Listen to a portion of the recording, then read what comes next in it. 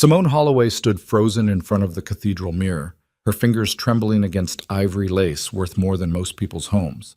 In 72 hours, she would marry Adrian Vale, the man America worshipped as the perfect billionaire. But 3 nights ago, she cracked open his private server and found something that stopped her heart cold.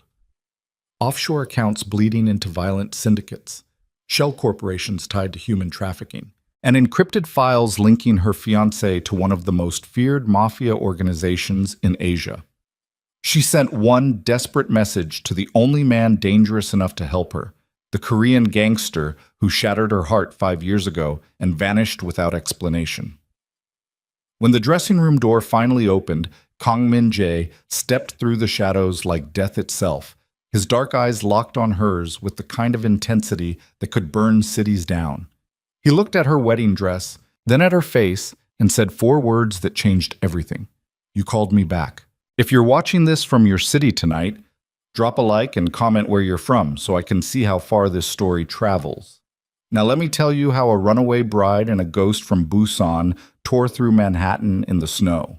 The cathedral smelled like imported roses and old money. Every floral arrangement had been flown in from Europe. Every pew had been hand-polished. Every candle flickered beneath stained glass windows worth more than Simone's childhood home in Atlanta.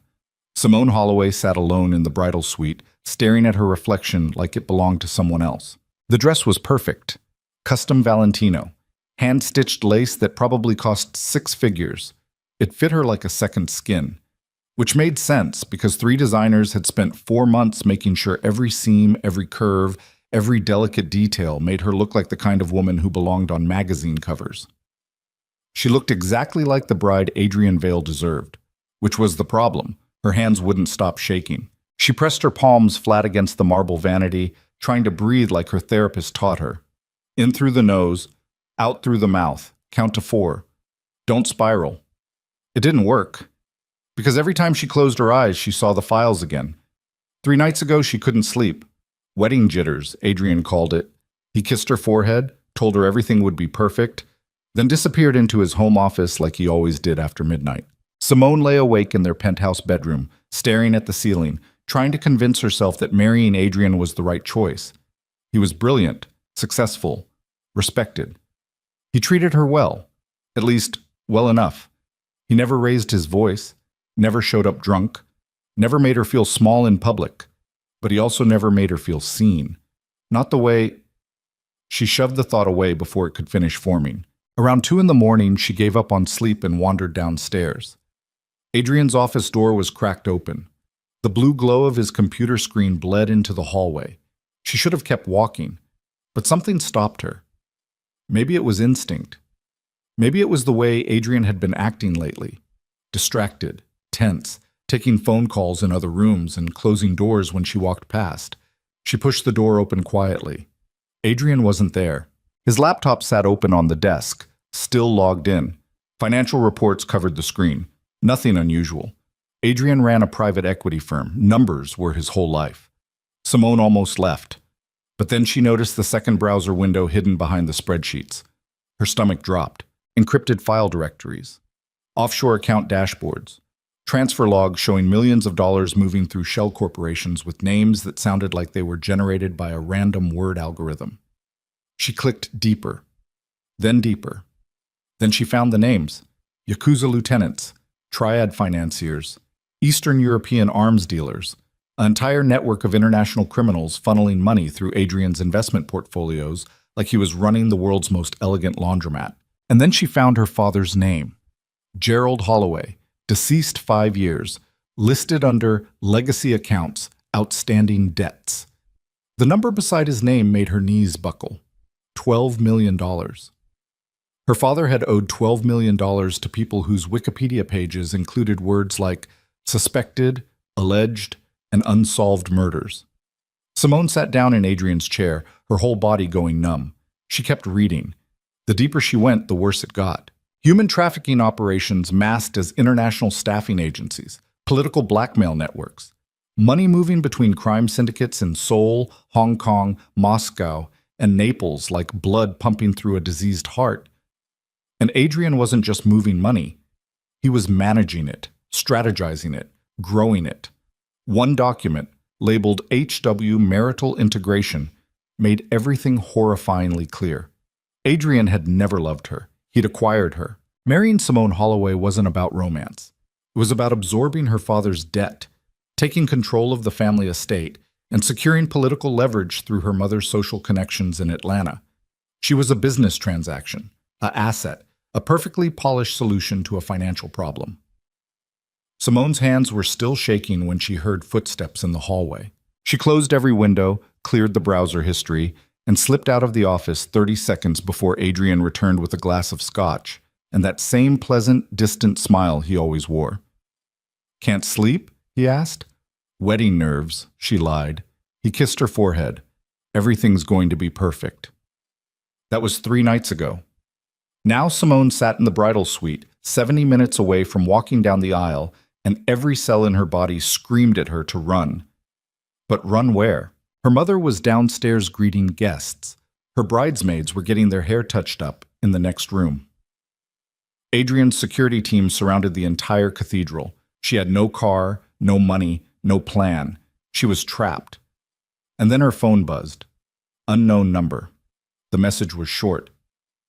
"Fire escape, North Tower, 10 minutes. Simone's breath caught in her throat. She knew that cadence. Clipped, direct, no wasted words. Her hands were shaking so hard she almost dropped the phone. She hadn't heard from King Min-jae in 5 years. 5 years since Lisbon. 5 years since he walked out of her hotel room in the middle of the night without explanation and disappeared like smoke. She'd searched for him, called every number she had, sent messages that never got answered. Eventually, she accepted the truth. Whatever they had, whatever she thought they had, wasn't real enough for him to stay. It took her 2 years to stop crying about it. And now he was here. In Manhattan, 10 minutes away. Simone stood up, her legs shaking beneath the weight of the dress. She didn't know what Min-jae wanted, didn't know why he'd come back after all this time, didn't know if she could trust him. But she knew one thing with absolute certainty. She couldn't marry Adrian Vale. Not after what she'd seen, not after what she knew. Simone grabbed her phone, shoved it into the hidden pocket of her dress, and walked toward the door. One of the coordinators, a blonde woman with a clipboard and a headset, looked up sharply. "Miss Holloway, we're on schedule. Your mother's waiting downstairs." "I need air," Simone said. "The ceremony starts in an hour." "I said I need air." The woman's smile tightened, but she stepped aside. Simone walked through the corridor, past the powder room where her bridesmaids were laughing over champagne, past the marble staircase where her mother stood greeting senators and CEOs, past the gilded doors that led to the sanctuary where 300 guests waited to watch her become Mrs. Adrian Vale. She found the service stairwell and climbed. Her heels clicked against concrete. The dress dragged behind her like a ghost. She pushed through the rooftop access door and stepped into freezing February air. Snow was falling, soft, silent, covering Manhattan in white. And standing beside the fire escape, wearing a long black overcoat dusted with snow, was Kang Min-jae. He looked exactly the same. Dark hair, sharp jaw, eyes like black ice, but older now, harder. Like the 5 years between Lisbon and now had carved something cold and permanent into his face. He didn't smile, didn't move, just stood there, watching her with the kind of stillness that made her heart pound. Simone's voice came out smaller than she wanted. "You came. You called me," Min-jae said quietly. "That changes everything." She took a step closer, snow catching in her hair. "I didn't think you'd answer." "I always answer when it's you." The words hit her like a punch. 5 years of silence, 5 years of nothing. And now he stood here acting like he'd been waiting the whole time. "Why did you leave?" The question tore out of her before she could stop it. "In Lisbon, you were gone." No explanation, no goodbye, nothing. Min-jae's expression didn't change. "We don't have time for that conversation." "We don't have time?" Simone's voice cracked. "You disappeared for 5 years and now you show up at my wedding and say, 'We don't have time.'" "You sent me the files," Min-jae said evenly. "The ones you found on Adrian's server." She froze. "You read them? Every page. Then you know..." I know your fiancé is laundering money for the Goryeo clan, Min-jae said. I know he's tied to trafficking operations in 6 countries. I know he bought you the same way he buys real estate. Simone's chest tightened. Hearing it out loud made it real in a way that terrified her. I can't marry him, she whispered. I know. But I don't know how to get out. His security's everywhere. My family's downstairs. If I just run... You don't run, Min-jae said. You disappear. He held out his hand. Simone stared at it. This was insane. She didn't know what Min-jae had been doing for the last 5 years, didn't know who he worked for now, didn't know if trusting him would get her killed. But she knew Adrian, knew what he was capable of, knew that if she walked down that aisle, she'd spend the rest of her life as a beautiful, elegant prisoner. She took Min-jae's hand. His grip was steady, strong, the kind of solid that made her feel like maybe, just maybe, she could survive this. We go now, Min-jae said. No goodbyes, no explanations. You walk away and you don't look back. My mother will be safer if you leave without telling her. Adrian will come after me. I know. He has resources, money, connections. Min-jae's eyes darkened. So do I. He led her toward the fire escape. Simone looked down at the snow-covered streets below, her heart hammering. This was it. No turning back. She thought about her mother downstairs, probably panicking by now. Thought about the 300 guests waiting in the sanctuary. Thought about the life she was supposed to have. The penthouse, the charity galas, the magazine covers. Then she thought about the files, the trafficking operations, the blood money, her father's name listed like inventory. She stepped onto the fire escape. The metal was slick with snow. Her dress tangled around her legs. Min-jae moved ahead of her, testing each step before letting her follow. They descended 3 floors in silence. Then Min-jae stopped. Shoes off, he said. What? The heels. They'll slow you down. Simone looked at the snow-covered alley below, then back at Min-jae. He wasn't joking. She kicked off the custom Louboutin, another $6,000 Adrian had spent without blinking, and left them on the fire escape like discarded jewelry. The snow burned against her bare feet. Min-jae dropped down into the alley first, then reached up to catch her. Simone jumped. For a moment, she was weightless. Then his hands closed around her waist, and she was on the ground, barefoot in a wedding dress, standing in a Manhattan alley while snow fell around them like the world was ending. Min-jae pulled off his overcoat and wrapped it around her shoulders. There's a car 2 blocks east, he said. We move fast. Don't stop. Don't look back. Where are we going? Somewhere Adrian can't follow. He took her hand again and they ran. Simone's feet went numb after the first block. The dress dragged through slush and grime. She could hear shouting behind them. Security, probably. Maybe her mother. Maybe Adrian himself. She didn't look back. Min-jae pulled her around a corner, through a narrow gap between buildings, then out onto a side street where a black sedan idled with its engine running. The back door opened.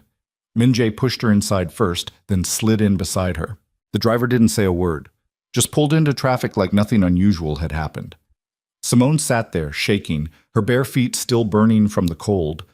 Min-jae pulled a blanket from under the seat and wrapped it around her legs. You're safe, he said quietly.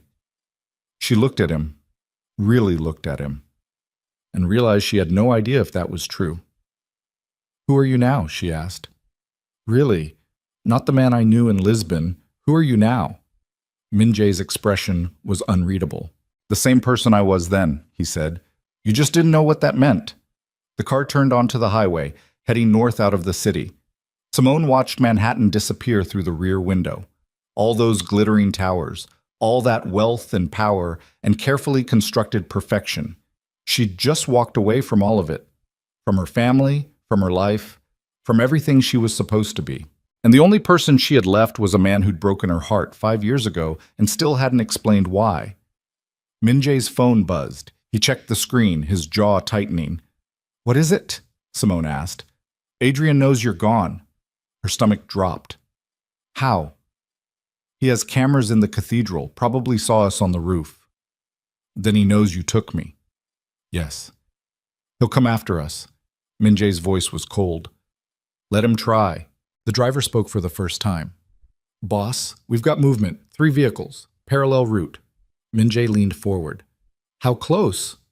2 miles. Closing fast. Simone's heart hammered. That's Adrian's security. I know. They're not going to just let me go. I know. Min-jae pulled a gun from inside his jacket. Simone's breath stopped. She'd never seen him armed before. Never seen this version of him. Cold, controlled, dangerous in a way that had nothing to do with charm or words. What are you going to do? She whispered. Min-jae checked the magazine, his movements efficient and practiced. Whatever it takes, he said. The driver's voice cut through the tension. Boss, they're moving to intercept. 60 seconds. Min-jae looked at Simone. For the first time since the rooftop, something human flickered across his face. I need you to trust me, he said. I don't even know you anymore. Yes, you do. The car swerved hard. Simone grabbed the door handle, her pulse spiking. Through the rear window, she saw headlights closing in fast. 3 black SUVs. Adrian's people. The lead vehicle pulled alongside them. The passenger window rolled down. Simone saw the barrel of a rifle, and then everything exploded into chaos. The gunshot shattered the rear window before Simone could scream. Glass exploded inward. The driver jerked the wheel hard right, and the sedan fishtailed across 2 lanes, tires shrieking against wet asphalt. Simone's shoulder slammed into the door. Min-jae's arm shot across her chest, pinning her down against the seat. Stay low, he said. His voice was calm, too calm, like getting shot at was something that happened every Tuesday. The SUVs closed in from both sides. Simone could see men leaning out the windows, dark suits, tactical gear, weapons she didn't have names for. Adrian's private security. The same men who smiled politely at her during charity events and called her Miss Holloway while opening doors. Now they were trying to kill her. The driver, a thin Korean man with silver hair and steady hands, spoke rapidly in a language Simone didn't understand. Min-jae answered in the same language, his tone clipped and direct. Another gunshot. The side mirror exploded. They're trying to box us in, the driver said in English now. Force us off the road. Min-jae's jaw tightened. Then don't let them. The driver floored it. The sedan lurched forward, engine screaming. They weaved between civilian cars like they were standing still. Horns blared. Someone's bumper clipped a guardrail and sent sparks flying. Simone's hands were shaking so hard she couldn't feel her fingers. This was insane. The driver yanked the wheel left and they shot across 4 lanes of traffic, narrowly missing a semi-truck that blasted its horn loud enough to rattle Simone's teeth. One of the SUVs tried to follow, didn't make it. Simone heard the crunch of metal on metal, saw the SUV spin out in the rearview mirror and slam into the concrete divider hard enough to fold the front end like an accordion. 2 left. Service exit in half a mile, the driver said. We take it, we lose them in the back streets. Min-jae nodded once. Simone finally found her voice. Who the hell are these people? I told you, Min-jae said. Adrian's security. They're trying to kill us. They're trying to kill me, Min-jae corrected. They want you back alive. That didn't make her feel better. The sedan carved through traffic, taking turns so sharp Simone's stomach lurched. The wedding dress tangled around her legs. She kicked at the fabric, trying to free herself, but the layers of lace and tulle were suffocating. Min-jae noticed. He pulled a knife from his belt. Not a pocket knife, a real blade with a handle wrapped in black cord, and sliced through the bottom half of the dress in one clean motion. Fabric fell away. Simone stared at him. You just destroyed a $50,000 dress. You're welcome. The exit ramp appeared on the right. The driver cut across 3 lanes without signaling and took the turn so fast the sedan went up on 2 wheels for a sickening moment before slamming back down. One of the SUVs followed. The other overshot the exit and disappeared down the highway. One left, the driver muttered. They plunged into a maze of narrow streets lined with warehouses and shipping containers. The snow was heavier here, turning everything gray and wet. The SUV stayed on them like a shadow. Min-jae rolled down his window. Cold air and snow poured into the car. He leaned out, gun raised, and fired 3 shots in quick succession. The SUV's windshield spiderwebbed. It swerved hard, clipped a parked truck, and spun out into a loading dock with a sound like the world ending. Silence. The driver kept going for another 2 miles before finally slowing down. Simone's ears were ringing. Her whole body felt like it was vibrating from adrenaline and terror and shock. Min-jae rolled the window back up and checked his phone like nothing had happened. "We're clear," he said. The driver nodded. "Safe house?" "The one in Red Hook, back entrance." "Understood." Simone couldn't breathe properly, couldn't think, couldn't process what had just happened. She looked at Min-jae, really looked at him, and realized she had no idea who this man was. The Min-jae she knew in Lisbon had been charming, smooth, dangerous in the way rich men who own nightclubs were dangerous. All surface, no teeth. This version of Min-jae had just killed people without blinking. "Who are you?" she whispered. Min-jae met her eyes. For a moment she saw something shift behind the cold mask he wore. Then it was gone. "Someone who keeps you alive," he said. The safe house was a converted warehouse in Red Hook that smelled like salt water and old concrete. The driver, whose name, Simone learned, was Yoon, parked in an underground garage that looked like it hadn't seen daylight in 20 years. Min-jae led her upstairs to a loft space with exposed brick walls, industrial windows, and furniture that looked expensive in that minimal Scandinavian way that rich people pretended wasn't about money. Simone stood in the middle of the room, still wearing the remains of her wedding dress and Min-jae's overcoat, and tried not to fall apart. Her feet were bleeding. She hadn't noticed until now. Min-jae noticed. He disappeared into another room and came back with a first aid kit. "Sit," he said. "I'm fine." "You're bleeding on my floor. Sit." Simone sat. Min-jae knelt in front of her and started cleaning the cuts on her feet with the kind of efficiency that made it clear he'd done this before. His hands were steady, gentle, even. It made her want to scream. "You left," she said. Min-jae didn't look up. "We're not doing this now." "When are we doing it? After the next car chase? After Adrian finds us again?" "After you're safe." "I'm not safe," Simone's voice cracked.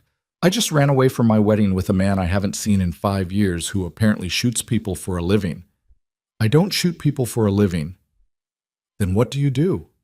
Min-jae pressed gauze against a particularly deep cut. Simone hissed. "I run an organization," he said quietly. "Import-export, shipping logistics, financial consulting." "That's a lie." "It's also true." "You're Mafia." Min-jae finally looked at her. His eyes were black, empty, the kind of empty that came from seeing too much and feeling too little. "Yes," he said. Simone's stomach turned. She'd suspected. Of course she'd suspected, but hearing him admit it out loud made it real in a way that terrified her. "The files I sent you," she said. "Adrian's connections to the Goryeo clan. You know them." "I know them." "How?" Min-jae wrapped her foot in clean bandaging, his movements precise. "Because I'm the one who runs them." The world tilted. Simone pulled her foot back, her whole body going cold. "You're the ghost of Busan." Min-jae didn't deny it. "That's what they called you in the files," Simone continued, her voice shaking. "The ghost. Adrian's people were terrified of you. They had entire contingency plans in case you ever found out about—" She stopped, because the truth hit her like a freight train. "You already knew," she whispered. "You knew Adrian was laundering money through your organization." Min-jae stood up, closing the first aid kit with a sharp snap. "I knew." "For how long?" 2 years. Simone's hands curled into fists. 2 years. You knew for 2 years that Adrian was using me and you didn't say anything? "You were engaged to him," Min-jae said flatly. "You made your choice." "I didn't know what he was—" "You didn't want to know." Min-jae's voice was cold. "You wanted the penthouse and the charity galas and the life he offered you. Don't pretend you were some innocent victim." The words hit like a slap. Simone stood up, rage boiling through her veins. "How dare you," she said. "You disappeared. You left me in Lisbon with no explanation, no goodbye, nothing. I spent 2 years trying to figure out what I did wrong, and when I finally moved on, when I finally tried to build something stable, you watched from the shadows like some kind of, I was protecting you. By letting me almost marry a criminal? By staying away from you." Min-jae's voice cracked, just for a second, just enough to show something raw underneath. "Do you know what Adrian would have done if he knew we had history? If he knew you meant something to me?" Simone froze. He would have used you, Minjay continued, his voice dropping back to that dangerous calm. He would have hurt you just to get to me. So I stayed away. I let you live your perfect life with your perfect fiancé, and I kept my distance. Until I called you. Until you called me. They stood there, staring at each other across 3 feet of empty space that felt like an ocean. Simone's chest hurt. Her whole body hurt. I don't know if I can trust you, she said quietly. I know. You lied to me in Lisbon. I didn't lie. I just didn't tell you everything. That's the same thing. Minjay's jaw tightened. No, it's not. He turned away, walking toward the industrial windows that overlooked the dark water of the harbor. You should get some sleep, he said. We leave in the morning. Leave for where? Maine. I have a property on the coast. Adrian won't find us there. And then what? Then we figure out how to keep you alive long enough to destroy him. Simone's throat tightened. She wanted to argue, wanted to demand answers, wanted to scream at him until he told her the truth about Lisbon, about why he left, about what he really wanted from her. But she was so tired, so completely exhausted she could barely stand. There's a bedroom upstairs, Minjay said without turning around. Clean clothes in the closet. Bathroom stocked. Simone didn't move. Why did you come back? She asked. Really? After 5 years of nothing, why did you answer when I called? Minjay was silent for a long time. When he finally spoke, his voice was barely above a whisper. Because I never stopped watching over you, he said, even when I should have. Well, Simone didn't sleep. She lay in the unfamiliar bed, staring at the ceiling, her mind racing through everything that had happened in the last 12 hours. The files, the wedding, the fire escape, the car chase. Minjay's hands on her feet, bandaging cuts with the kind of care that didn't match the coldness in his eyes. I never stopped watching over you. What did that mean? That he'd been tracking her for 5 years, monitoring her life from a distance like some kind of ghost? The thought should have terrified her. Instead, it made something twist painfully in her chest. Around 3 in the morning, she gave up on sleep and went downstairs. The loft was dark except for the glow of city lights filtering through the windows. Minjay sat on the couch, still dressed, staring at his phone. He looked up when she appeared. Can't sleep? He asked. Can you? I don't sleep much. Simone sat down on the opposite end of the couch, pulling her knees to her chest. She was wearing clothes she'd found in the closet, black leggings and an oversized sweater that smelled faintly like cedar. They sat in silence for a while. Tell me about Lisbon, Simone said finally.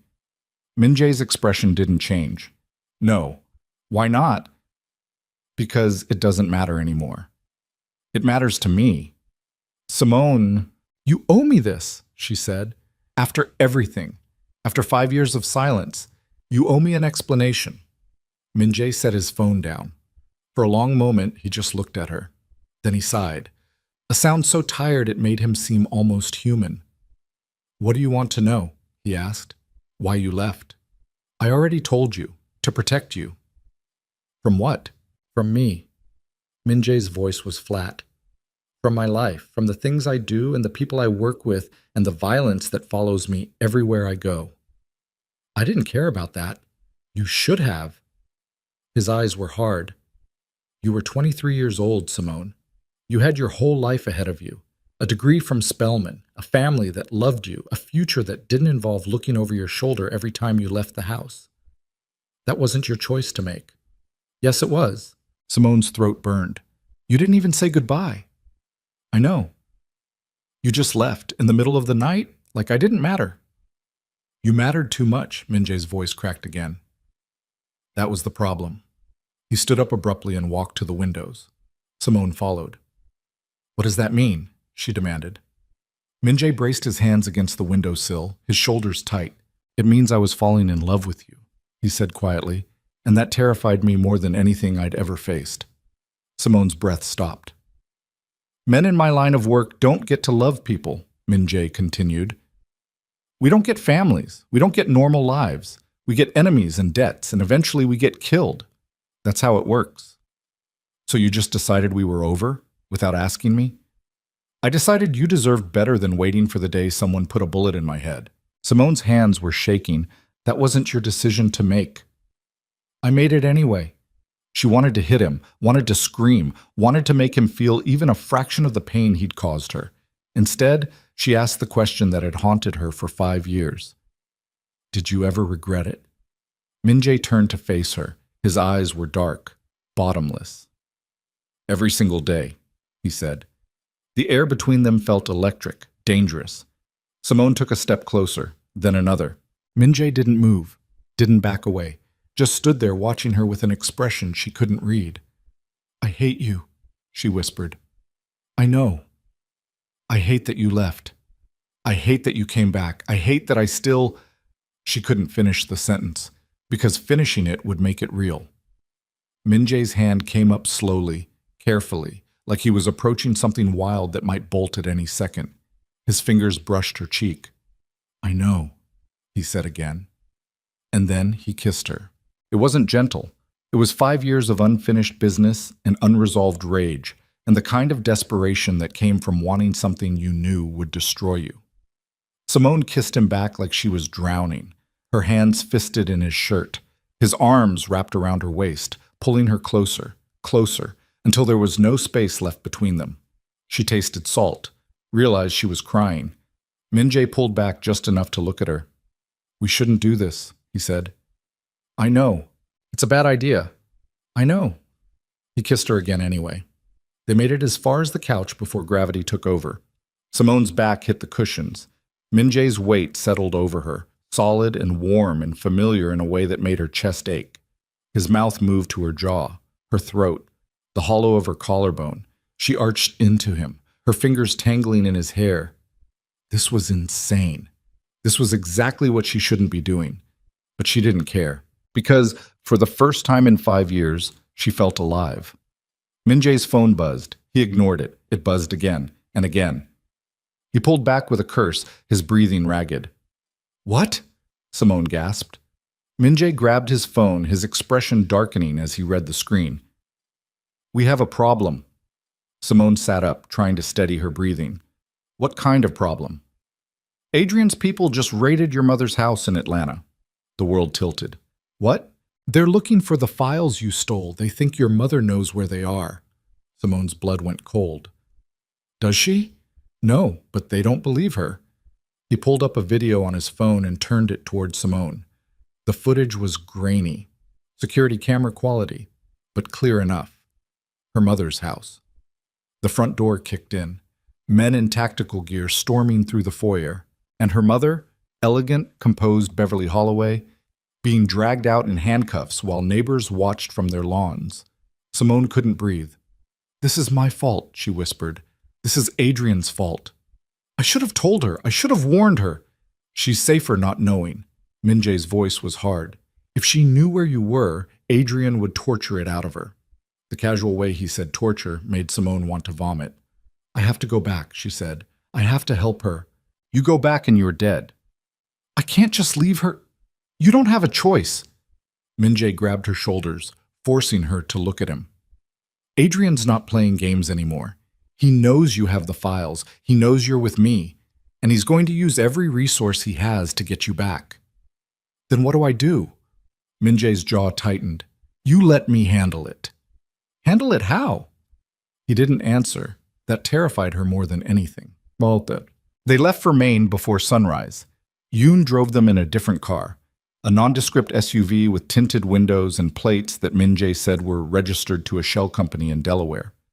Simone sat in the back seat, wrapped in a coat that wasn't hers, watching the city disappear through the window. She'd left her whole life behind. Her mother, her friends, her career, everything. And for what?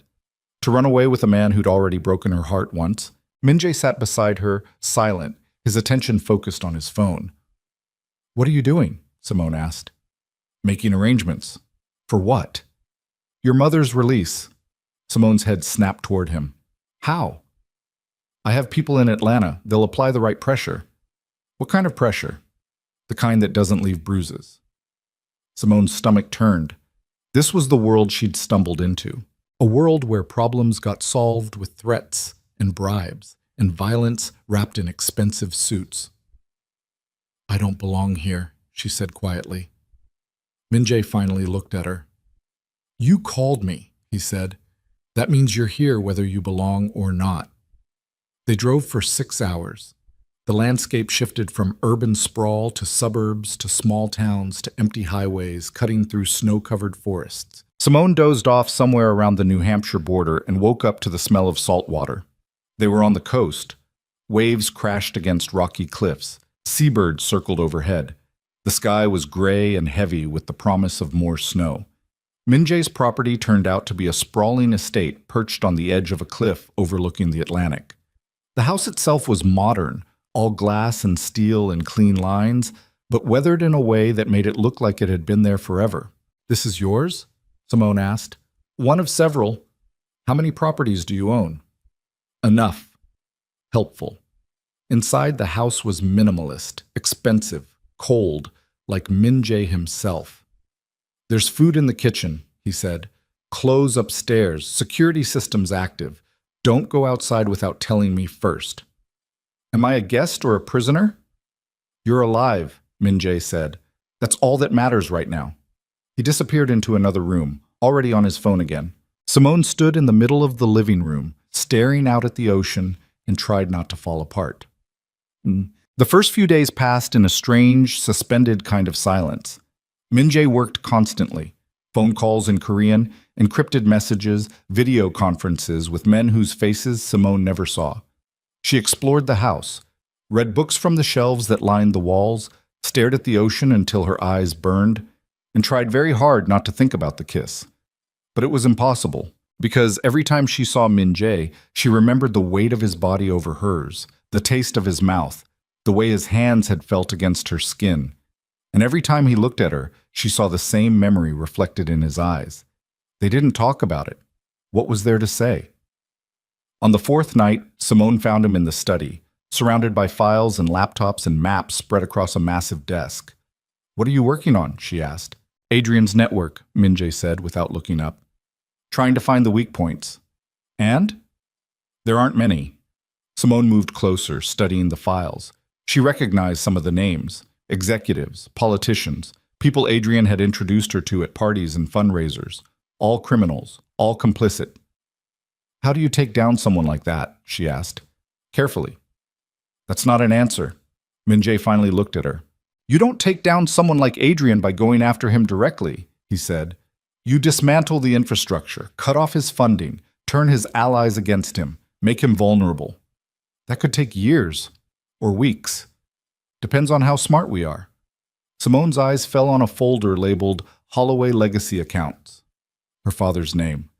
She picked it up before Min-jae could stop her. Inside were documents she'd never seen before, loan agreements, transfer receipts, correspondence between her father and men with titles like financial consultant and international advisor. He was in deep, Min-jae said quietly. Deeper than you know. How deep? Deep enough that Adrian's people were planning to use your father's debts as leverage against your family for the next 20 years. Simone's hand shook. Why didn't you tell me this before? Because you weren't ready to hear it. And I'm ready now? Now you don't have a choice. She wanted to throw the folder at him. Instead, she kept reading. The deeper she went, the worse it got. Her father hadn't just borrowed money. He'd partnered with criminals, helped them launder funds through his real estate development company, looked the other way while people got hurt, all to maintain the lifestyle they'd built in Atlanta, the mansion, the country club, the private schools. He wasn't a good man, Simone whispered. No, Min-jae agreed. He wasn't. Did you know him? We met once, years ago. Before you and I... He stopped himself. Before Lisbon. What was he like? Charming, desperate, willing to make deals he shouldn't have made. Simone closed the folder, her chest tight. I spent my whole life thinking he was a hero, she said. My mother worshipped him. Everyone in Atlanta respected him. And the whole time, he was human, Min-jae said. Flawed, selfish, trying to protect what he loved the only way he knew how. That doesn't make it okay. No, it doesn't. Simone set the folder back on the desk. I need air, she said. She walked out onto the terrace before Min-jae could stop her. The wind was brutal, cold enough to sting, but she didn't care. She stood at the edge of the cliff, staring down at the waves crashing against the rocks below, and tried to reconcile the man she'd loved with the criminal he'd apparently been. Behind her, she heard footsteps. Min-jae appeared with a coat. He draped it over her shoulders without a word. They stood there in silence, watching the ocean. "My father wasn't who I thought he was," Simone said finally. "Adrian wasn't who I thought he was. You weren't who I thought you were. No one ever is. How do you live like that, never trusting anyone?" "You learn." Simone turned to face him. "Do you trust me?" Min-jae's expression was unreadable. "I'm trying to," he said. "That's not an answer. It's the only one I have." The wind picked up, carrying snow with it. Simone pulled the coat tighter around herself. "I found something," she said. "In your study, while you were on the phone yesterday." Min-jae went still. "What did you find?" "A letter." Simone's voice shook. "Handwritten. Multiple drafts. All different versions of the same goodbye." Min-jae's jaw tightened. "You had no right." "It was from Lisbon," Simone continued. "You wrote it the night you left. I could tell from the date." She pulled the letter from her pocket. Min-jae stared at it like it was a weapon. "You rewrote it 6 times, Simone said, trying to find the right words, trying to explain why you were leaving." "Simone, but you never gave it to me." Her voice cracked. "You wrote 6 different versions of goodbye and you never gave me any of them." "Because there were no right words. So you chose silence instead." "I chose your survival." Simone's hands were shaking. "The last version," she said. "The one you didn't finish. It said, 'I can't love you and keep you safe at the same time. One of us has to make the choice. I'm making it for both of us.'" Min-jae looked away. "You left because you loved me," Simone whispered. "Not because you didn't." "Yes. You could have told me, and what would you have done?" Min-jae's voice was raw. "Stayed with me? Followed me into this life? Watched people die because they were standing too close to me? That should have been my choice." "You were 23 years old. Stop using my age as an excuse," Simone shouted. "I was old enough to make my own decisions, old enough to know what I wanted, and I wanted you."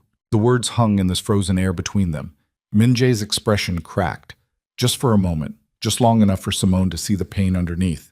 "I couldn't risk it," he said quietly. "Losing you would have destroyed me. So I left before I had the chance." Simone's chest ached. "And now?" "Now you're here anyway." His voice was hollow. "And I still don't know how to keep you safe." He turned and walked back inside. Simone stood alone on the terrace, the letter clutched in her hand, and realized something that terrified her more than Adrian, more than the files, more than anything. She was still in love with Kang Min-jae, and this time she had absolutely no idea how to walk away. Thus, the breaking point came 6 days later. Simone was in the kitchen, making coffee, when Min-jae's phone rang. She heard his voice from the other room, sharp, angry, then silence, then footsteps. He appeared in the doorway, his face pale. "What happened?" Simone asked. "Adrian made a move." "What kind of move?" Min-jae's jaw was tight. "He just offered a $50 million bounty for your location." Simone's blood went cold. "To who?" "Everyone." Min-jae's voice was flat. "Every crew, every syndicate, every freelance operator from here to Hong Kong. $50 million for whoever delivers you back to him alive." The cup slipped from Simone's hands. It shattered against the tile floor, coffee spreading like blood. "We're not safe here," she whispered. "No," Min-jae agreed. "We're not." "Then where do we go?"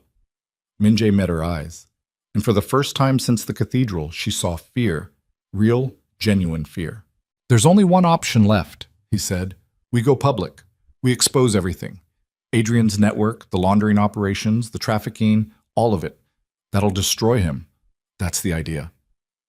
It'll also paint a target on both of us for the rest of our lives." "I know."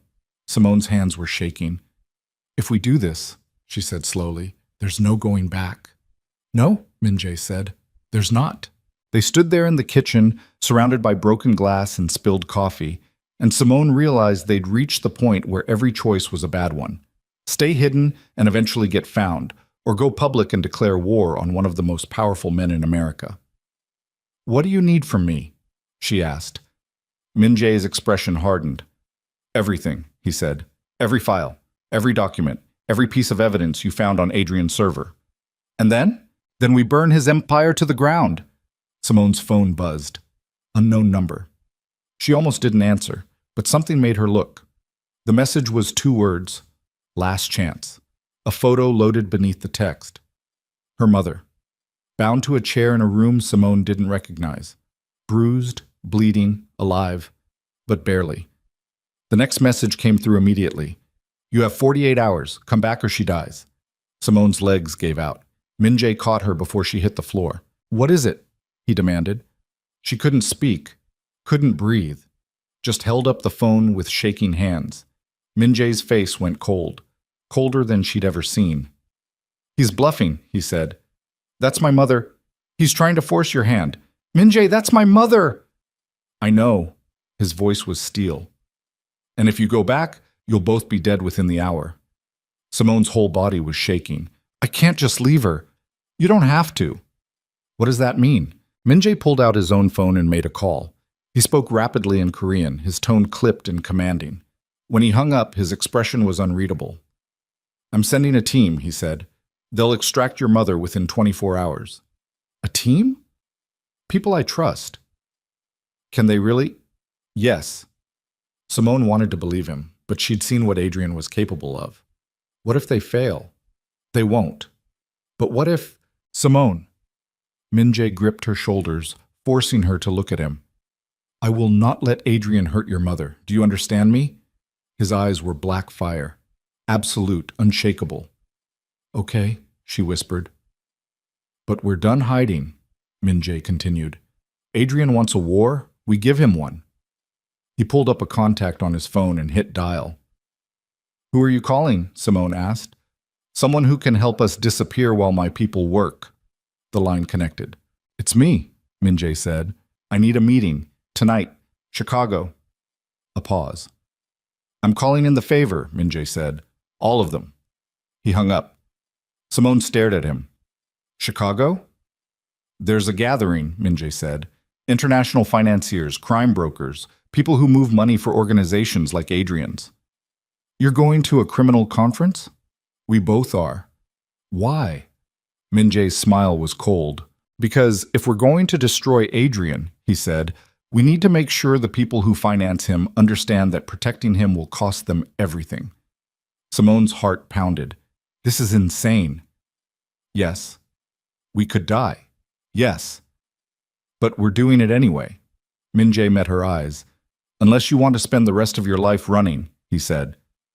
Simone thought about her mother, thought about her father's debts, thought about Adrian's cold smile and the way he'd called her leverage, thought about 5 years of heartbreak and lies and unfinished love. "No," she said. "I'm done running." Min Jae nodded once. "Then pack light," he said. "We leave in 2 hours." Chicago hit them like a fist. The city sprawled beneath heavy clouds that promised snow but hadn't delivered yet. The plane touched down at a private airfield 40 minutes outside the Loop, and from there, Yoon drove them through industrial corridors that looked like the kind of place bodies got found in dumpsters. Simone sat in the back seat wearing clothes that weren't hers, a black silk blouse, tailored pants, heels that cost more than her first car. Min Jae had insisted she look the part. "What part?" she'd asked. "Someone who belongs in rooms where people get killed for asking the wrong questions." Not comforting. Min Jae sat beside her, silent and focused. He'd barely spoken during the flight. Just sat there reviewing files on his tablet, his jaw tight, his eyes dark. She wanted to ask him what he was thinking, wanted to know if he was as terrified as she was, but she already knew the answer. Min Jae didn't get terrified. He got cold. The car pulled up to a building that looked like it had been a warehouse in a previous life. Brick facade. Broken windows on the upper floors. Graffiti layering the walls like scar tissue. "This is it?" Simone asked. "This is it," Min Jae confirmed. Yoon parked in an alley behind the building. 2 men appeared from the shadows, massive, armed. wearing earpieces and expressions that suggested they'd seen worse things than whatever Simone could imagine. Min-jae stepped out first. The guards nodded respectfully. One of them said something in Korean. Min-jae answered in the same language, his tone clipped. Then he turned back to Simone. "Stay close to me," he said. "Don't speak unless someone asks you a direct question, and if things go wrong, you run. Understood?" "What do you mean, if things go wrong?" "Understood?" His voice was sharp enough to cut. Simone nodded. They went inside.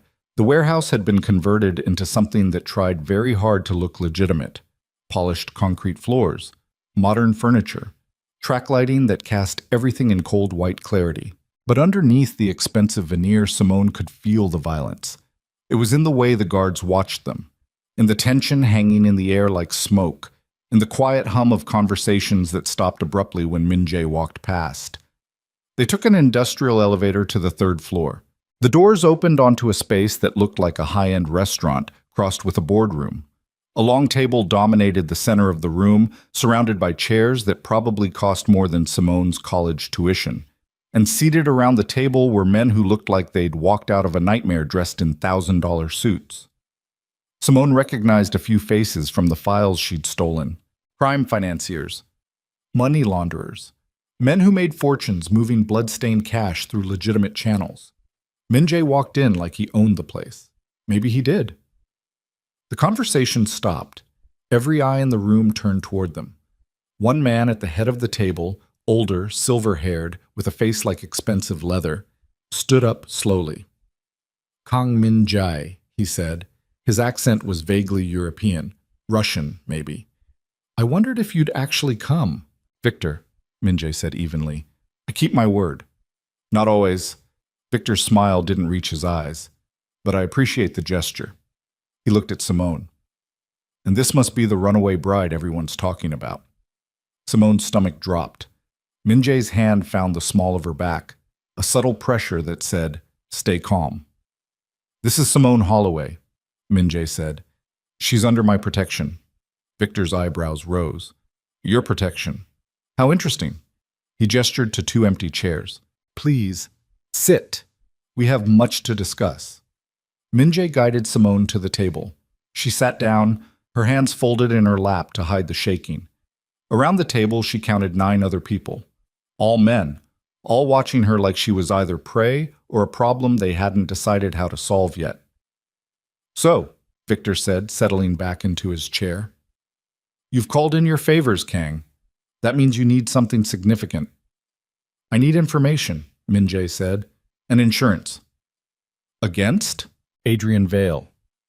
The name landed like a grenade.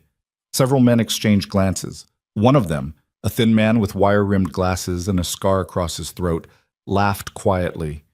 "You're declaring war on Adrian Vale?" he asked. "That's bold. Also suicidal." "Not if I dismantle his infrastructure first," Min-jae said calmly. Victor leaned forward, his fingers steepled. "Adrian Vale is one of the most connected men in our world. His network spans 6 continents. He has politicians, judges, law enforcement on his payroll. What makes you think you can touch him?" Min-jae pulled a small drive from his pocket and set it on the table. "Because I have everything," he said. "Every account, every transfer, every shell corporation, every dirty deal he's made in the last decade." Silence. Victor picked up the drive, turning it over in his fingers like it might explode. "And where did you get this one?" he asked. "From her," Min-jae said, nodding toward Simone. Every eye in the room shifted to her. Simone forced herself to breathe. "Adrian was careless," Min-jae continued. "He kept records he shouldn't have kept. And now those records are going to destroy him." "Unless," Victor said slowly, "someone in this room decides it's more profitable to tell Adrian exactly where you are." The threat was casual, almost friendly, but it made Simone's blood turn to ice. Min-jae didn't flinch. "That would be a mistake," he said. "Would it?" Victor smiled. "Adrian's offering $50 million for her location. That's a lot of money, Kang." "And if you take it," Min-jae said, "you'll be declaring yourself an enemy of the Goryeo clan. Every operation you run, every deal you make, every shipment you move, we'll burn it all. You know I have the reach." Victor studied him. Then he laughed. You're threatening us? Here? In our house? I'm reminding you, Minjay said quietly, that my organization doesn't forgive betrayal, and $50 million won't mean much when you're dead. The temperature in the room dropped. Simone could feel the violence building, could see it in the way hands moved toward concealed weapons, in the way guards stationed along the walls tensed. One wrong word and this whole thing would explode. Victor set the drive down carefully. You have balls, Kang, he said. I'll give you that. I have leverage, Minjay corrected. Adrian's empire is built on relationships with people in this room. If I expose him, I expose you too. Every transaction, every partnership, all of it. So you're threatening to drag us all down with him? I'm offering you a choice, Minjay said. Help me dismantle Adrian quietly, or watch your own operations collapse when federal investigators start following the money trails on that drive. Another silence, longer this time. Victor exchanged looks with several other men at the table. Finally, he spoke. What do you want from us? Two things, Minjay said. First, I need Adrian isolated. Cut off his access to your networks. No more money moving through your channels. No more political protection. Make him vulnerable. And second, I need someone on the inside, someone close to Adrian who can feed me information about his movements. Victor smiled coldly. You're asking us to commit treason against one of our most profitable partners. I'm asking you to choose survival over loyalty. One of the other men, younger, American accent, expensive watch, spoke up. And what's our incentive? Why should we burn bridges with Adrian for you? Minjay's expression didn't change. Because Adrian's already planning to burn you, he said. He pulled out his phone and brought up a document. 3 weeks ago, Minjay continued, Adrian met with federal prosecutors in New York. He offered them a deal, immunity in exchange for information about international money laundering operations. He slid the phone across the table. That's the transcript. Notice the names he's willing to give up. Victor picked up the phone. His face went pale. He passed it to the man beside him. One by one, the document made its way around the table, and one by one, the expression shifted from skepticism to rage. He was going to sell us out, someone muttered. To save himself, another added. Victor's hands curled into fists. That bastard, he said quietly. That arrogant, backstabbing bastard. Minjay leaned back in his chair, his expression unreadable. So, he said, do we have an agreement? Victor looked at him for a long moment. Then he nodded. We'll cut Adrian off, he said. Freeze his accounts. Shut down his access. Give you 48 hours to make your move. And the inside man? I'll make a call. Victor's smile was vicious. Adrian's about to learn what happens when you betray the wrong people. Minjay stood. Simone stood with him.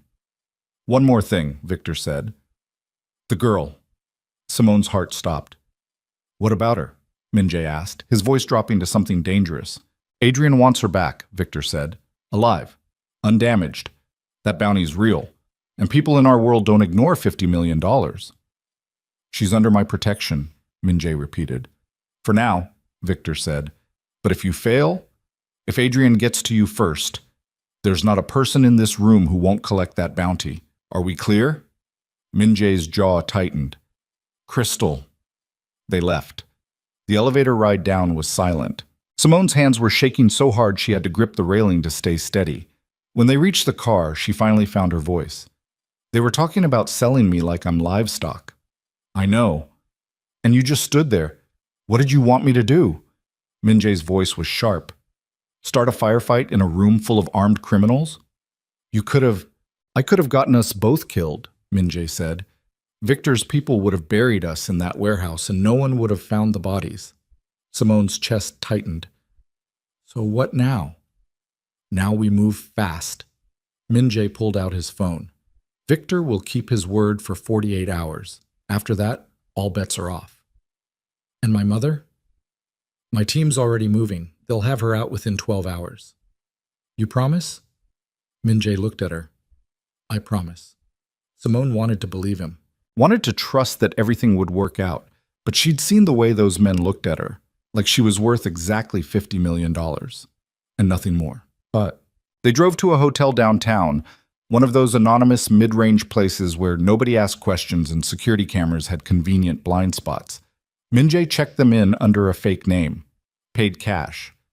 Took a room on the 8th floor with a view of the river and 2 exits. Simone sat on the edge of the bed, staring at her hands. "You should eat something," Min-jae said. "I'm not hungry."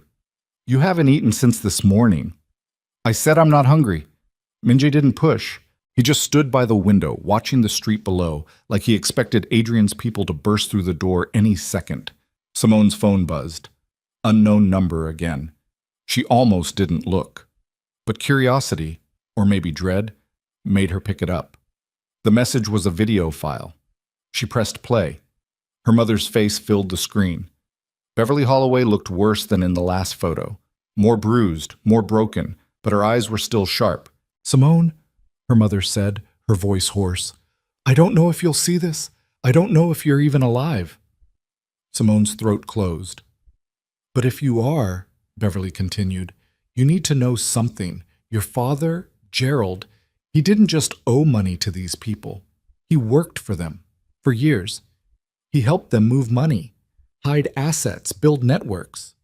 Simone's hands went numb. And when he died, Beverly said, he left behind more than debts. He left behind information, records, evidence that could destroy half the criminal organizations in this country. The video shook slightly. "Adrian knew," Beverly whispered. "He always knew. That's why he wanted to marry you, not for the debt, for the information. Your father hid it somewhere only family could access. And Adrian thought marrying you would give him the legal right to everything Gerald left behind." Simone couldn't breathe. "I'm sorry," Beverly said, tears streaming down her face. "I'm sorry I didn't tell you sooner. I thought if I kept quiet, if I just played along, they'd leave you alone. But I was wrong." The video cut off. Simone sat there, staring at the blank screen, her entire world collapsing. Her father wasn't just a criminal. He was a criminal who'd hidden evidence that could topple empires. And she was the key. "Min-jae," she said quietly. He turned from the window. "What is it?" She handed him the phone. He watched the video, his expression darkening with every second.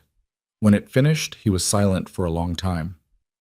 "This changes everything," he said finally. "What do you mean?" "Your father's records," Min-jae said. "If they exist, if they're real, they're not just evidence against Adrian. They're evidence against everyone, every organization your father worked with, every syndicate he helped." "Including yours?" Min-jae's jaw tightened. "Yes." Simone's stomach turned. "You knew," she whispered. "You knew my father worked with criminals." "I knew he was connected. I didn't know how deep." "Did you know about the records?" "No." "Are you lying to me?" "No," Min-jae said sharply. "If I'd known your father left behind evidence like that, I would have found it years ago." Simone stood up, her hands shaking. "So Adrian didn't just want me for the debt," she said. "He wanted access to information that could destroy people like you." "Yes." "And you," her voice cracked. "You brought me to Chicago, to a room full of criminals who'd kill me if they knew I might have access to records that could destroy them." Min-jae's expression was unreadable. "They don't know," he said. "Yet. They won't find out." "How can you be sure?" "Because I won't let them." Simone laughed bitterly. "You can't protect me from everyone, Min-jae." "I can try." "And what happens when you fail?" She was shouting now. "What happens when Victor figures out what I am? When Adrian tells everyone that I'm the key to records that could send them all to prison?" "That won't happen." "It's already happening," Simone's voice broke. "My mother's being tortured. Adrian's hunting us. And you just made a deal with people who'll sell me to the highest bidder the second it's convenient." Min-jae crossed the room in 3 steps. He grabbed her shoulders, forcing her to look at him. "I will not let them hurt you," he said. "Do you understand me? I will burn this entire city down before I let anyone touch you." "You can't promise that." "I just did." They stood there inches apart, both breathing hard. Simone's eyes burned. "I don't know if I can trust you," she whispered. Min-jae's grip tightened. "Then don't," he said. "But stay with me anyway." His phone rang. Min-jae answered without looking away from her. "What?" His expression changed, shifted into something cold and deadly. "When?" he asked. A pause. How many? Another pause. Min-jae's jaw clenched so hard Simone thought it might break. Get everyone out, he said. Now. He hung up. What happened? Simone asked. Adrian's people just hit the safe house in Maine, Min-jae said. They knew we were there. How? I don't know. Your team is dead, Min-jae said flatly. All of them. Simone's legs gave out. Min-jae caught her before she hit the floor. We have a leak, he said.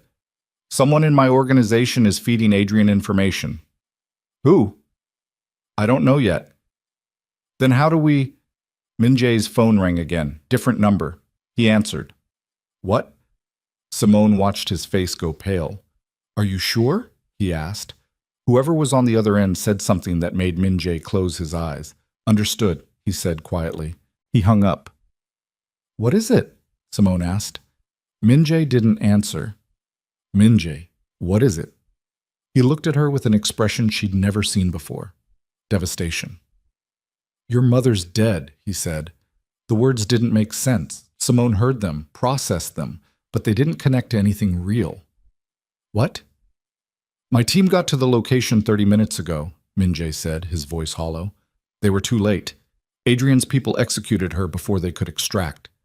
Simone couldn't breathe, couldn't think, couldn't feel anything except a roaring emptiness that swallowed everything whole. No, she whispered.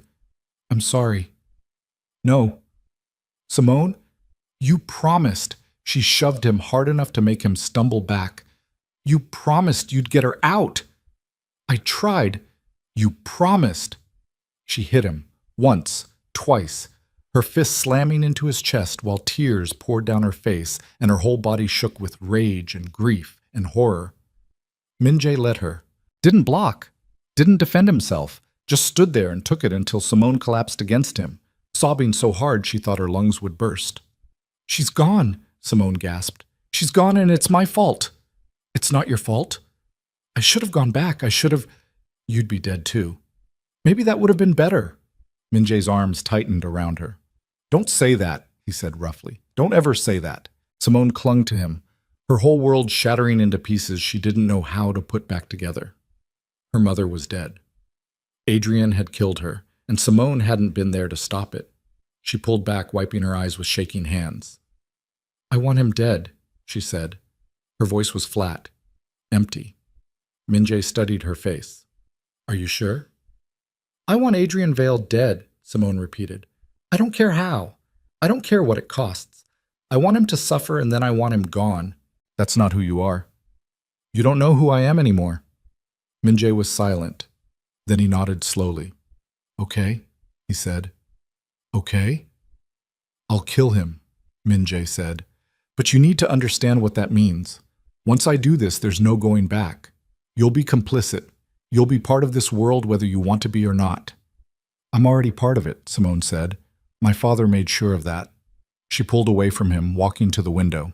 Chicago glittered below, cold, indifferent, beautiful in the way things were beautiful when you didn't look too close. There's something else, she said quietly. What? My mother said my father hid records, evidence, information that could destroy criminal organizations. I heard. She said only family could access it. Simone turned to face him. That means me. Min-jae's expression was unreadable. Do you know where it is? No, but I know how to find out. How? Simone's jaw tightened. My father had a safety deposit box, she said, in Atlanta, under a fake name. My mother and I were the only ones who knew about it. What's in it? I don't know. He died before he could tell me. Min-jae pulled out his phone. We go to Atlanta, he said. Get the records. Use them to destroy Adrian and anyone else standing in our way. That'll take time. We don't have time. Then we make time, Simone said. Her voice was cold, hard. Because I'm not running anymore. I'm not hiding. And I'm not letting Adrian get away with what he did. Min-jae studied her. You've changed, he said quietly. Good. Her phone buzzed. Another message. Unknown number. She almost threw the phone across the room, but something made her look. The message was short, You have something I want. I have something you want. Let's make a trade. A photo loaded. Simone's breath stopped. It was Yoon, Min-jae's driver, bound, gagged, gun to his head. The next message came through. Tomorrow, noon. The cathedral where you were supposed to marry me. Come alone or he dies. Bring the drive. Bring the information your father hid, or I start killing everyone you've ever met. Simone showed Min-jae the phone. His face went white. It's a trap, he said. I know. He'll kill you the second you walk in. Probably. Then you're not going. Yes, Simone said quietly. I am. Simone, he has Yoon. He killed my mother, and he's not going to stop until I'm dead or he gets what he wants. So we give him nothing, Min-jae said. We disappear. Start over somewhere he can't find us. There is nowhere he can't find us. Simone's voice was steady. You said it yourself. Adrian has resources, connections. He'll hunt us forever. Then we kill him first. How? He's surrounded by security, by lawyers, by people who'll protect him because it's profitable. We'll find a way. There is no other way, Simone said. Not anymore. She looked at the message again. Tomorrow, noon, the cathedral, where this whole nightmare started. I have to go, she said. You'll die. Maybe. That's not acceptable. It's not your choice. Min-jae grabbed her wrist, pulling her close. I didn't survive 5 years without you just to watch you walk into a suicide mission, he said roughly. Then come with me. He said, come alone. I don't care what he said. They stared at each other. Two people who'd spent 5 years running from the truth, finally standing still enough to face it. If we do this, Min-jae said quietly, we do it my way. What's your way? We don't give Adrian what he wants, Min-jae said. We give him what he deserves. Simone's jaw tightened. And what's that? Min-jae's smile was cold enough to freeze blood. A funeral. They had 18 hours. Min-jae spent the first 3 making calls to people whose names Simone didn't recognize and didn't want to know. His voice was clipped, efficient, cold. Orders delivered in Korean, Russian, English, each conversation ending the same way. Understood? No witnesses. Make it clean. Simone sat on the hotel bed staring at her mother's face on her phone screen. A photo from 2 years ago. Beverly Holloway at a charity gala, wearing diamonds and a smile that hid everything broken underneath. Dead now. Executed because Simone ran. The guilt was a living thing. It ate at her from the inside, sharp and relentless. Min-jae hung up his last call and turned to face her. We have a team, he said. 6 people. Best I could pull together on short notice. What's the plan? You walk into the cathedral like Adrian asked, but you're not alone. My people will be positioned throughout the building.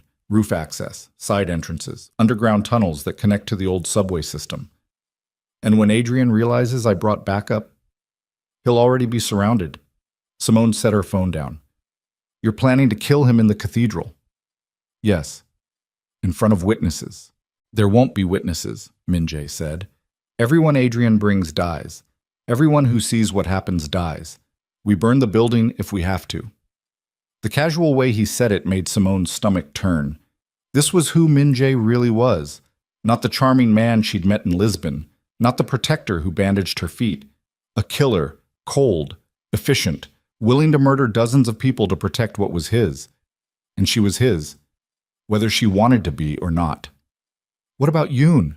She asked. Min-jae's jaw tightened. If he's still alive when we get there, we extract him. If not what? Then we make Adrian pay for it. Simone stood up, her legs shaking. I need to know something, she said. What? If it comes down to a choice, or saving me or saving Yoon, but which one do you pick? Min-jae didn't hesitate. You. Even if Yoon's been with you for years? Even then, Simone's chest tightened. That's not fair to him. Life's not fair. Min-jae's voice was flat. Yoon knows the risks. He signed up for this life. You didn't. I'm in it now. Because I dragged you into it. No, Simone said. Because my father dragged me into it 20 years ago, and I just didn't know it yet. She walked to the window, staring out at Chicago's skyline. There's something I need to tell you, she said. What? I lied about the safety deposit box. Min-jae went still. What do you mean you lied? There is no box in Atlanta, Simone said quietly. My father didn't hide records in a bank. Then where are they? I don't know. She turned to face him. But I know who does. Who? My father's lawyer, Marcus Webb. He handled all of Gerald's estate planning. If anyone knows where my father hid evidence, it's him. Min-jae pulled out his phone. Where is he? New York. Manhattan. He has an office in Midtown. We don't have time to go to New York. We don't have to. Simone's voice was steady. Marcus is already in Chicago. Min-jae's eyes narrowed. How do you know that? Because Adrian's smarter than we thought, Simone said. He's not just hunting me, he's hunting the records, and the fastest way to find them is to find Marcus. She pulled up her email and showed Min-jae a message she'd received 6 hours ago. From Marcus Webb. Subject: Urgent. Your father's estate. Simone, I know you're in danger. Adrian Vale contacted me yesterday asking about your father's sealed documents.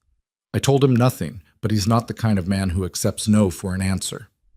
I'm in Chicago meeting with federal investigators who are building a case against him. If you're reading this, you need to know what your father left behind could destroy everyone, including the man you're with. Be careful who you trust. Min-jae read the message twice. When he looked up, his expression was unreadable. He knows about me, Min-jae said. Apparently. What else does he know? I don't know, but he's willing to talk to federal investigators. That means he's either brave or stupid. Or desperate. Min-jae's jaw tightened. Where is he staying? He didn't say. Then we find him. Min-jae made another call, spoke rapidly in Korean, hung up. I have people checking hotels near federal buildings. We'll have a location within the hour. And then what? Then we get to him before Adrian does. They found Marcus Webb at a Marriott 3 blocks from the federal courthouse, room 1247. Min-jae's people confirmed he was alone. No security, no Adrian's men, just a 60-year-old lawyer who'd gotten in way over his head. Simone knocked on the door. No answer. She knocked again. Marcus, it's Simone Holloway. I need to talk to you. Silence. Then footsteps. The door cracked open. A chain lock held it in place. Marcus Webb looked like he'd aged 10 years in the last week. Gray hair disheveled, glasses smudged, eyes red from lack of sleep. Simone, he breathed. Thank God. Let us in, Simone said. Us? Min-jae stepped into view. Marcus's face went pale. No, he said. Absolutely not. I'm not letting him anywhere near. He's with me, Simone said firmly. Either you let us both in, or we have this conversation in the hallway where anyone can hear. Marcus hesitated. Then he closed the door, unhooked the chain, and opened it again. They went inside. The room was a mess. Paper scattered across the bed. Laptop open on the desk. Half-eaten room service congealing on a tray. Marcus locked the door behind them and turned to face Simone. Are you insane? He hissed. Do you know who this man is? Kang Min-jae, Simone said. Head of the Goryeo clan, one of the most dangerous men in the world. Yes, Marcus, I know exactly who he is. Then why? Because he's the only reason I'm still alive. Marcus looked at Min-jae like he was staring at a coiled snake. Your father would be rolling in his grave, Marcus said. My father was a criminal, Simone shot back. He worked with men like Min-jae for years, so don't stand there and pretend he had moral high ground. Marcus flinched. You need to leave, he said to Min-jae. This conversation is privileged. Attorney-client. I'm not your client, Simone interrupted. My father's dead. That privilege died with him. That's not how it works. I don't care how it works. Simone's voice was hard. Adrian Vale killed my mother. He's hunting me. And you're going to tell me where my father hid his records before Adrian gets to you too. Marcus's hands were shaking. He sat down on the edge of the bed, suddenly looking much older than 60. Your father was terrified, Marcus said quietly. The last year of his life, he barely slept. He knew the people he was working with would kill him eventually, so he built insurance. What kind of insurance? Documentation, everything. Names, dates, transactions, wire transfers, shell corporations, Photographs, audio recordings, 20 years of evidence proving that some of the most powerful men in the world were criminals. Simone's breath caught. Where is it? Marcus looked at Minjay. If I tell you, he said, will you kill me? Minjay's expression was cold. That depends on what you tell us. Minjay? Simone said sharply. He didn't look at her. Answer the question, Marcus, Minjay said.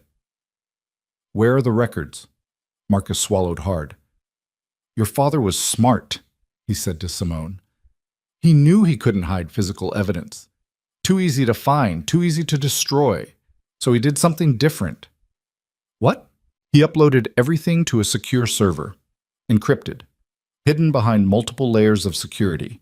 The only way to access it is with two things, a password and biometric verification. What kind of biometric verification? Retinal scan, Marcus said. Your father programmed the system to only recognize two people, himself and you. Simone's stomach dropped. Me? You're the key, Marcus said. The only living person who can unlock those files. That's why Adrian wanted to marry you. That's why he's hunting you now. Without you, the evidence stays buried forever. Minjay's jaw tightened. Where's the server? I don't know the physical location, Marcus admitted. Your father never told me, but I have the access portal. He pulled a small drive from his pocket. This contains the software needed to connect. Once Simone completes the retinal scan, the files download automatically. He held out the drive. Simone took it, her hands shaking. What's on those files? She asked. Marcus's expression was grim. Everything your father did for the last 20 years. And everyone he did it with. Including Minjay? Marcus nodded. Simone looked at Minjay. He met her eyes without flinching. Is that true? She asked. Probably, Minjay said. Your father and I worked together on several projects. If he kept records, I'm in them. And you're okay with that? No, Minjay said. But I'm okay with you having leverage. Leverage against you. Against everyone. His voice was steady. If those files are as comprehensive as Marcus says, you'll have enough evidence to destroy every criminal organization your father touched, including mine. Simone's throat tightened. Why would you want me to have that kind of power over you? Minjay's expression softened just slightly.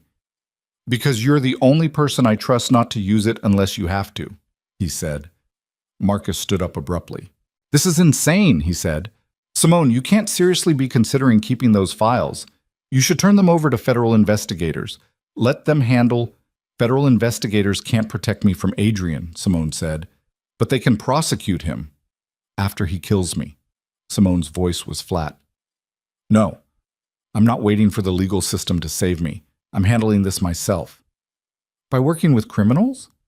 By working with the only person who's kept me alive this long. Marcus shook his head. Your mother would be ashamed. The words hit like a slap. Simone's hands curled into fists. My mother's dead because of Adrian Vale, she said quietly. So don't you dare tell me what she'd think.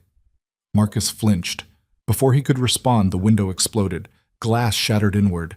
Simone hit the floor on instinct, her ears ringing. Minjay had his gun out before the first shard hit the carpet. Down, he shouted, but it was too late. 3 men rappelled through the broken window. Tactical gear, suppressed weapons, movement so smooth they looked choreographed. Adrian's people. Minjay fired twice. 1 man dropped. The other 2 returned fire. Bullets tore through the room. The lamp exploded. The mirror shattered. Marcus screamed and dove behind the bed. Minjay grabbed Simone and pulled her toward the bathroom. Go, he shouted. What about Marcus? Go! Simone ran. She made it 3 steps before one of the attackers grabbed her from behind. His arm locked around her throat. She couldn't breathe, couldn't scream. Minjay turned, his gun rising. The attacker pressed his weapon against Simone's temple. Drop it, the man said. His voice was calm, professional. Or I paint the walls with her brain. Minjay froze. For the first time since Simone had known him, she saw genuine fear in his eyes. Let her go, Minjay said quietly. Drop the gun first. That's not happening. Then she dies. The cold metal pressed harder against Simone's head. She could feel the man's finger tightening on the trigger. Minjay's hand didn't waver. You pull that trigger, he said. and you die 3 seconds later. Is that worth it? Adrian's paying me $50 million, the man said. I'd say it's worth it. He's paying you to bring her back alive. Alive was the preference. Dead's acceptable. Simone's vision was starting to blur. She couldn't get air. Couldn't think. Her hands clawed uselessly at the arm around her throat, and then she remembered the knife. The one Minjae had given her back in Maine, small, sharp, hidden in the lining of her jacket. Her fingers found it. She pulled it free and drove it backward into the man's thigh. He screamed. His grip loosened for half a second. It was enough. Simone dropped, rolled, and Minjae fired. The bullet took the man in the chest. He went down hard. The second attacker fired at Minjae. Missed. Minjae didn't. 2 shots. Center mass. The man collapsed. Silence. Simone lay on the floor, gasping for air, her hands covered in blood that wasn't hers. Minjae crossed the room in 2 steps and pulled her up. You okay? She nodded, unable to speak. Minjae turned to Marcus, who was still cowering behind the bed. How many more are coming? Minjae demanded. I don't know. How did they find you? I don't know. Minjae grabbed him by the collar and hauled him to his feet. Think. Marcus's face was white. I used my credit card for the room. Maybe they tracked... Idiot. Minjae shoved him toward the door. We're leaving. Now. They made it into the hallway just as the elevator doors opened. 4 more men, armed, moving fast. Minjae fired without hesitation. The hallway erupted into chaos. Simone ran, her legs pumping, her breath ragged. Minjae was right behind her, providing covering fire. Marcus stumbled, fell, scrambled back up. They hit the emergency stairwell and started descending. Footsteps echoed above them. Shouts in languages Simone didn't understand. They made it to the 3rd floor before the door ahead of them burst open. 2 more men. Minjae didn't slow down. He shot the first one in the face. The second one grabbed Simone. She stabbed him with the knife still clutched in her fist. He went down screaming. They kept running. 2nd floor, 1st floor, lobby. Hotel guests were screaming, diving for cover. Someone was calling the police. Minjae grabbed Simone's hand and pulled her toward the side exit. They burst into an alley. A car screeched to a stop in front of them. The door opened. Get in! Someone shouted. Simone didn't recognize the driver. Didn't care. She dove into the back seat. Minjae shoved Marcus in behind her and followed. The car was moving before the door even closed. Simone sat there, shaking, covered in blood, her ears still ringing from gunfire. Who the hell is driving? She gasped. One of mine, Minjae said. He was checking his ammunition, reloading. We're going to the cathedral. Now? We're out of time. Adrian knows we have the drive. He knows Marcus told us about the server. He's not going to wait until tomorrow. But Yoon is either dead or bait. Minjae's voice was hard. Either way, this ends tonight. The driver spoke in Korean. Minjae answered, then pulled out his phone. I'm calling in everyone, he said. Every resource, every favor, every person who owes me. We hit the cathedral with everything we have. Adrian will be ready for that. I'm counting on it. Simone looked at Marcus, who sat in the corner looking like he was about to be sick. Are you okay? She asked. He laughed bitterly. Am I okay? Simone, I just watched 3 people get killed in front of me. I'm not sure I'll ever be okay again. Welcome to my life, Simone muttered. She looked down at her hands, still shaking, still covered in blood. She'd just stabbed a man, twice. The thought should have horrified her. Instead, she felt nothing. Just cold. Empty. Like the part of her that used to care about violence and death had burned away completely. We're 10 minutes out, the driver said. Minjae checked his phone one last time. My people are in position, he said. Roof, side entrances, underground access. The second we walk through those doors, it's over. And if Adrian brought more people than you did, then we die fighting. Simone met his eyes. I'm not afraid anymore, she said. You should be. I'm not. Her voice was steady. I'm angry, and I'm done running. Minjae's expression softened. I know. The cathedral appeared ahead of them. Same marble walls. Same stained glass windows. Same place where Simone was supposed to marry Adrian Vale and become Mrs. Perfect while he used her to access her father's criminal empire. Now she was coming back to kill him. The symmetry was almost poetic. The car stopped 2 blocks away. "This is as close as we get without being spotted," the driver said. Min Jae opened the door. "Marcus, you stay here. If we're not back in 30 minutes, you drive to the federal courthouse and turn over everything to the investigators. And if you are back, then you disappear and hope Adrian's people don't find you before mine do." Marcus nodded shakily. Min Jae turned to Simone. "Last chance to walk away," he said. "I'm not walking away. This is going to get ugly." "It already is." Min Jae's jaw tightened. Then he leaned forward and kissed her, hard, desperate, like it might be the last time. When he pulled back, his eyes were dark. "Stay close to me," he said. "No matter what happens, you stay close." "I will." They got out of the car. The snow had started falling again, soft, silent, covering the streets in white. Simone looked up at the cathedral. Lights blazed in the windows. Someone was inside, waiting. Min Jae's phone buzzed. He checked it, his expression darkening. "What?" Simone asked. "Adrian just sent a message," Min Jae said. "He says if we're not inside in 5 minutes, Yoon dies." "It's a trap." "I know. We're walking into it anyway." "Yes." Simone took a deep breath. "Then let's finish this."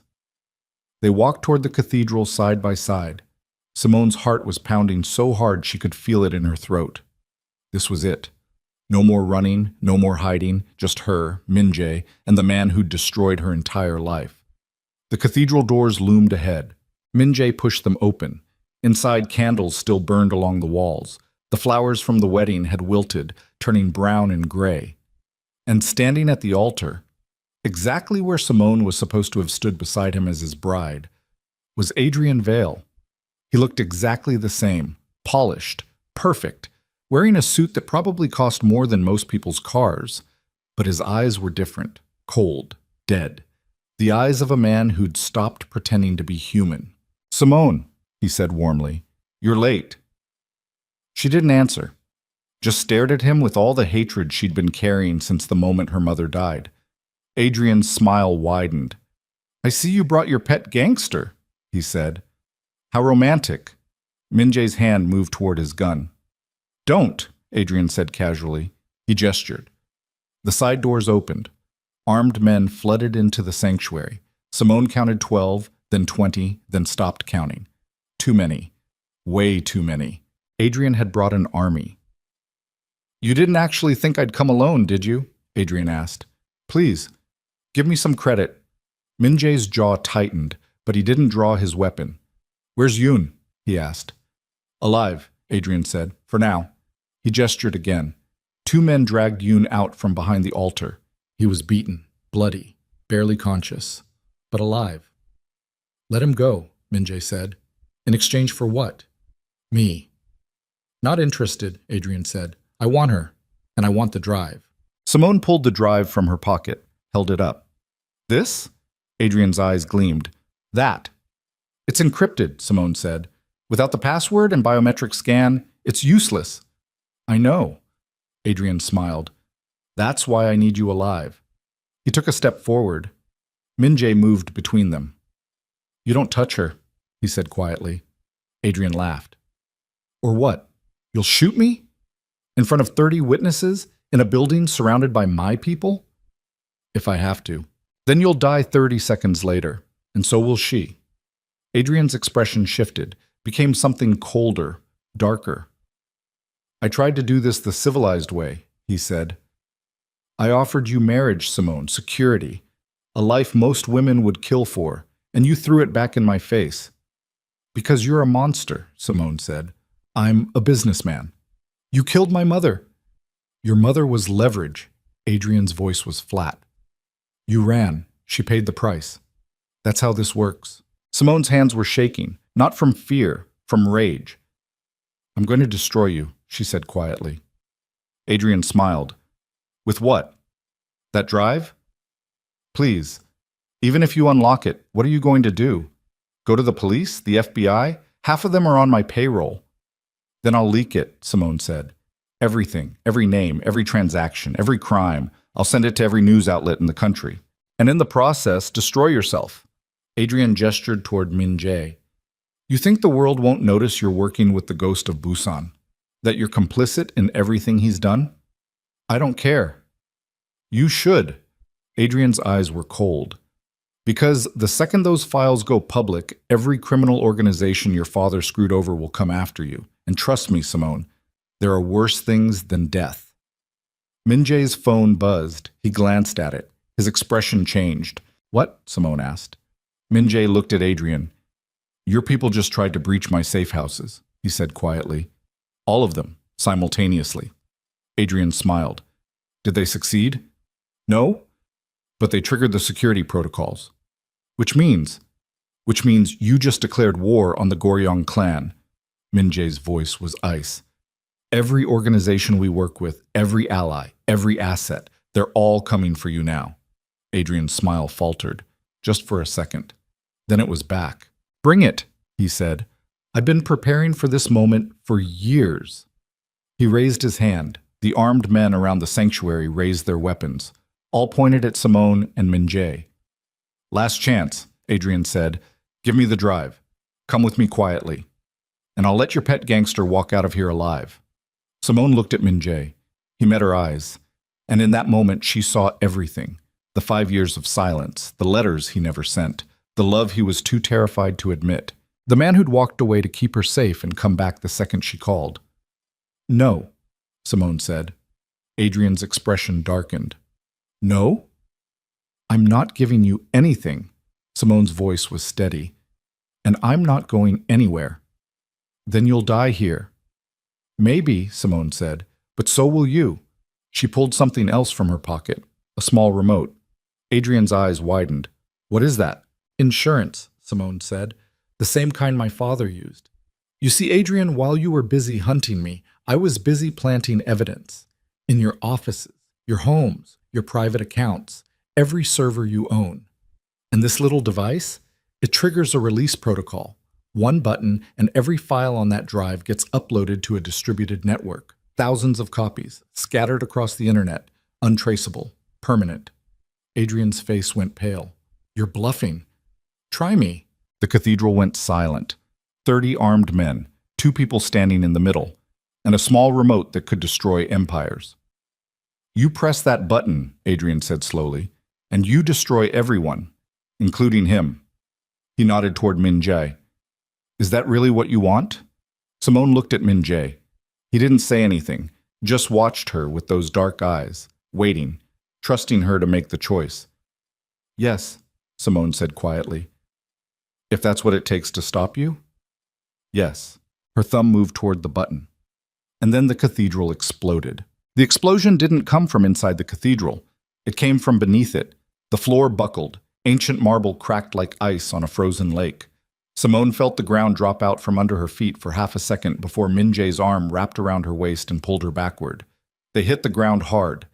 All around them, Adrian's men were shouting, scrambling, trying to figure out what was happening.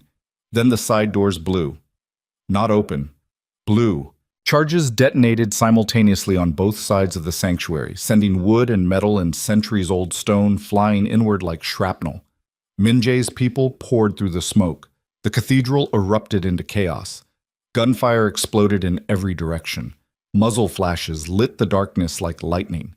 The sound was deafening, sharp cracks echoing off marble walls designed to amplify voices raised in worship, not war. Simone couldn't breathe, couldn't think, couldn't process anything except the weight of Min Jae's body covering hers while bullets tore through the air above them. Stay down, he shouted.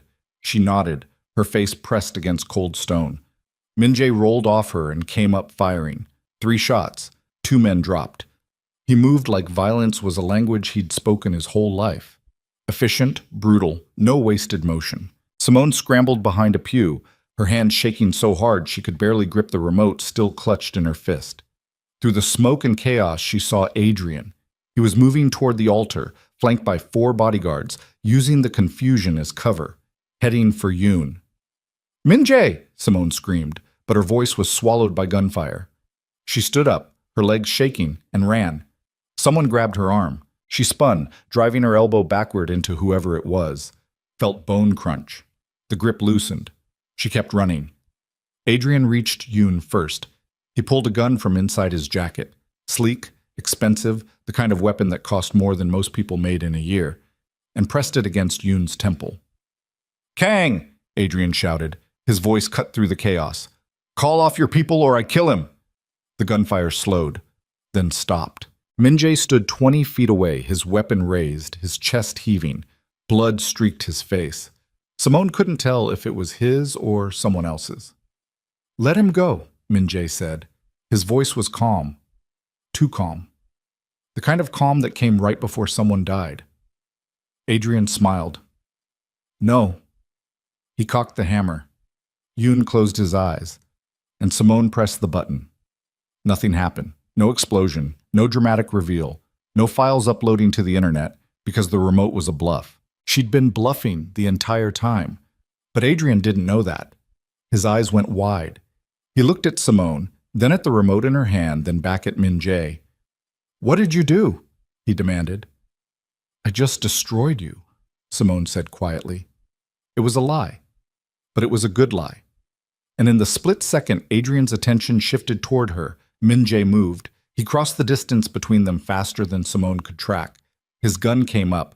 Adrian's gun swung toward him. 2 shots fired simultaneously. Both men staggered. Simone screamed. Min-jae hit the ground.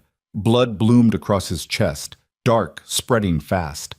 Adrian stumbled backward, his hand pressed against his shoulder where Min-jae's bullet had torn through. For a moment, nobody moved. The cathedral was silent except for the sound of Simone's ragged breathing. Then Adrian laughed. It was a broken sound, wet, wrong. "You think you've won?" he gasped. Blood dripped between his fingers. "You think killing me changes anything?" Simone ran to Min-jae. He was still conscious, barely. His eyes were open but unfocused. "Min-jae," she whispered. Her hands pressed against his chest, trying to stop the bleeding. "Min-jae, stay with me." His lips moved. She leaned closer. "Finish it," he breathed. "What?" "Finish. It." His hand found hers, pressed something cold and heavy into her palm. His gun. Simone looked down at the weapon, then at Adrian, who was trying to drag himself toward the exit, leaving a trail of blood across white marble. She stood up. Her legs shook. Her hands shook. Everything shook. But she walked toward Adrian anyway. He heard her footsteps and turned. His face was pale, sweating. The arrogance that had defined him for so long was cracking, revealing something smaller underneath. Fear. "Simone," he said. "Wait, we can—" "Shut up." She raised the gun. Adrian's eyes widened. "You won't do it," he said. "You're not a killer. You murdered my mother. That was business. You tried to own me. I loved you. You don't know what love is." Simone's finger tightened on the trigger. Adrian held up his hands. "Please," he whispered. "Please, I'll give you everything. Money, connections, whatever you want. Just don't—" The gunshot echoed through the cathedral like thunder. Adrian's body jerked, then went still. Simone stood there, the gun still raised, staring at what she'd done. She'd just killed a man, shot him in the chest, watched the life drain out of his eyes. The gun slipped from her fingers and clattered against the floor. She couldn't feel her hands, couldn't feel anything. Behind her, she heard movement. Min-jae's people were securing the cathedral, checking bodies, making sure Adrian's men were either dead or no longer a threat. Someone was calling for a medic. Simone turned and ran back to Min-jae. He was still breathing, shallow, ragged, but breathing. "Help him!" she screamed. "Someone help him!" A man appeared beside her, one of Min-jae's people, wearing tactical gear and carrying a medical kit. "Move," he said. Simone moved. The medic worked fast, pressure on the wound, gauze, tape. Something injected into Min-jae's arm that made his breathing even out slightly. "Is he going to live?" Simone asked. The medic didn't answer, just kept working. Sirens wailed in the distance, getting closer. "We need to leave," someone said. Police are 2 minutes out." "We're not leaving him," Simone said. "We don't have a choice." "I said we're not leaving him." The medic looked up. "He needs a hospital," he said. "Real doctors, surgery. I've stabilized him, but he's losing blood too fast. Then we take him to a hospital. The second we do, police will be all over us." "I don't care," Simone said. Her voice was steel. We take him to a hospital, or I stay here and explain to the police exactly what happened. Your choice. The men exchanged glances, then one of them nodded. Get him in the car. They lifted Min Jae carefully. He groaned but didn't wake up. Simone followed them out through a side exit that led to an alley where 3 vehicles waited. They loaded Min Jae into the back of an SUV. Simone climbed in beside him. The medic got in front. Closest hospital's 15 minutes, the driver said. Make it 10, Simone said. The SUV peeled out. Simone held Min Jae's hand the entire way. His skin was cold, too cold. Don't you dare die, she whispered. Do you hear me? Don't you dare die and leave me again. His fingers twitched in hers. His eyes opened slightly. Simone, he breathed, I'm here. Adrian? Dead. Something that might have been a smile flickered across Min Jae's face. Good. Then his eyes closed again. The hospital was chaos. Doctors shouting orders, nurses running, machines beeping, blood everywhere. They took Min Jae straight into surgery. Simone tried to follow, but a nurse stopped her. Family only. I am family. Are you his wife? Simone hesitated, then lied. Yes. The nurse's expression softened. There's a waiting room on the 3rd floor. Someone will update you when we know more. Simone nodded numbly. She walked to the waiting room and sat down in a plastic chair that smelled like disinfectant and despair. Her hands were still covered in blood. Min Jae's blood. She stared at them, trying to remember how to breathe. Someone sat down beside her. She looked up. It was one of Min Jae's people. A woman this time. Young.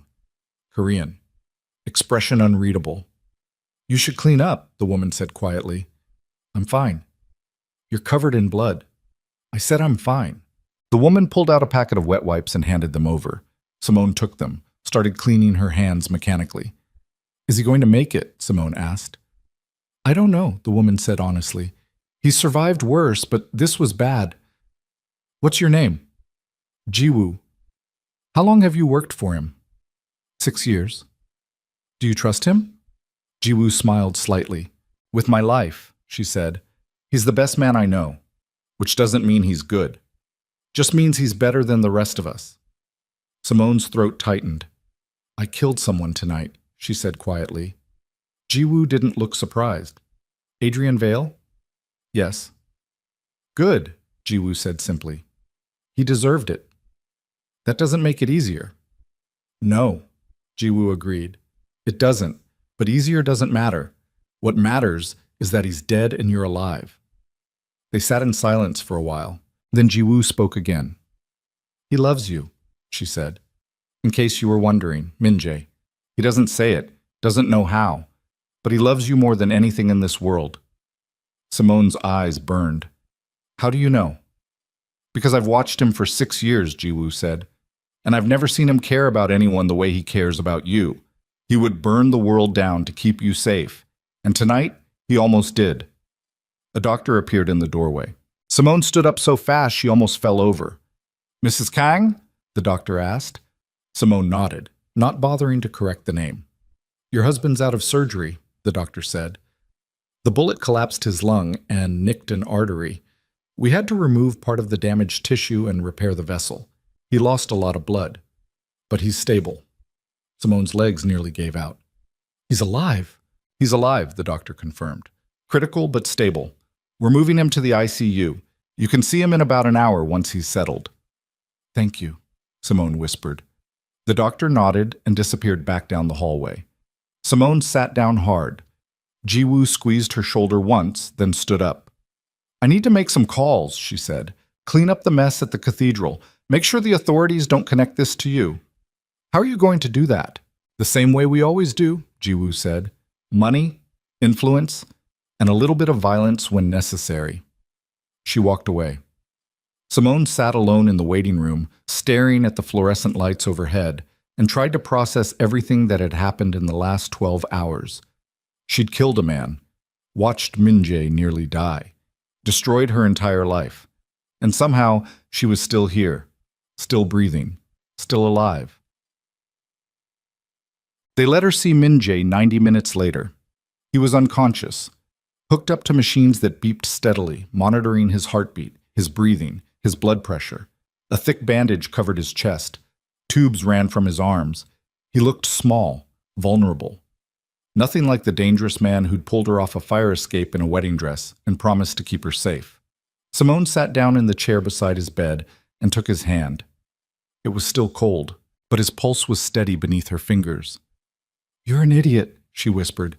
"You know that? You stepped in front of a bullet for me. Again, what is wrong with you?" Min-jae didn't answer, just kept breathing. In and out, steady, alive. Simone pressed her forehead against his hand. "I love you," she said quietly. "I never stopped. Even when I hated you, even when I tried to move on, I never stopped loving you." The machines beeped. Min-jae's fingers twitched. His eyes opened slowly. "Simone," he rasped.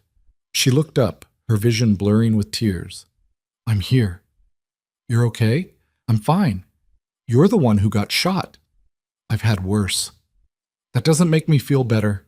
Min-jae's lips curved slightly. "You killed Adrian." It wasn't a question.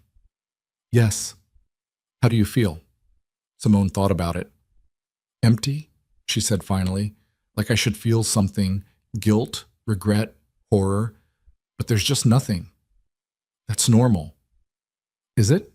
"The first one's always the hardest," Min-jae said. His voice was weak but steady. "After that, it gets easier, until one day you realize you don't feel anything at all." "Is that what happened to you?" "Yes." Simone's throat tightened. "Don't want to become that," she whispered. "Cold. Empty.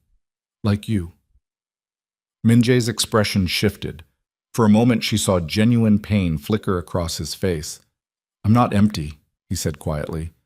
"Then what are you?" "Terrified." His fingers tightened around hers. "Every second of every day. Terrified that I'll lose you, that I'll fail you, that loving you will get you killed." Simone's breath caught. "You left me in Lisbon because you were scared?" "I left because I was convinced loving you would destroy you," Min-jae said. "And I couldn't live with that, so I walked away before I had the chance to watch it happen." "That wasn't your choice to make." "I know." His voice cracked. "And I've regretted it every day since."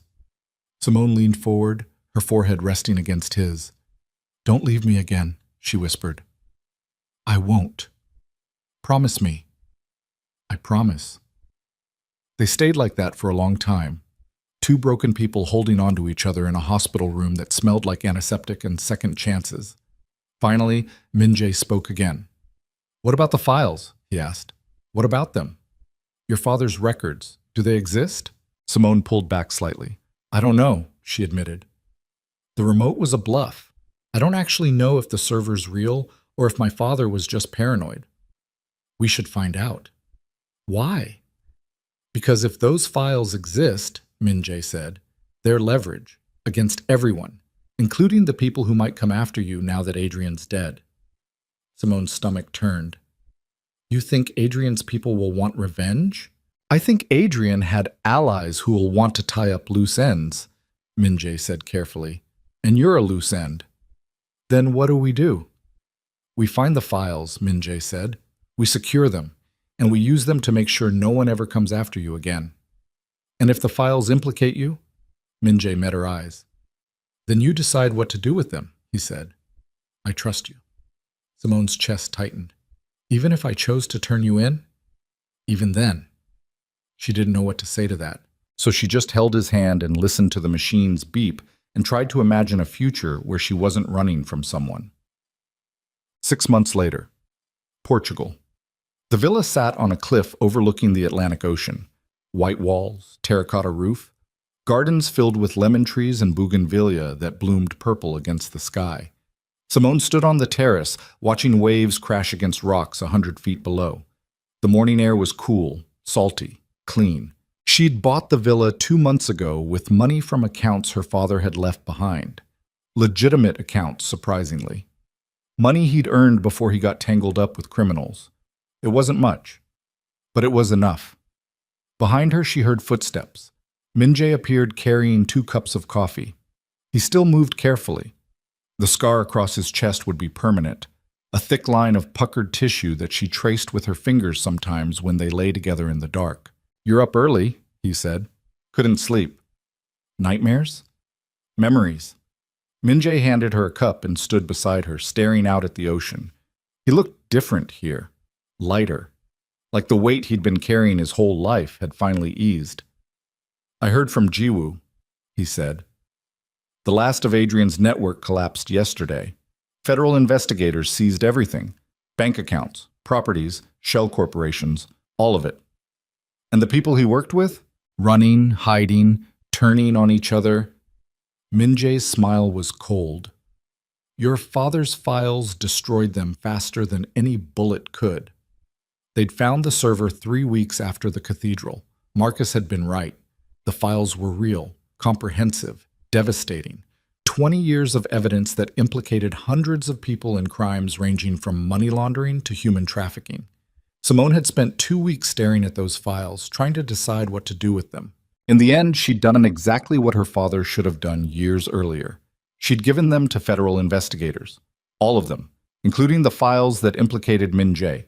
He'd been arrested 2 days later, held for questioning, released after 48 hours when his lawyers, expensive, terrifying, ruthlessly efficient, negotiated a deal. Immunity in exchange for testimony against the bigger fish. It meant Minjae was out of the business, permanently. His organization had been dismantled, his assets seized, his connections severed.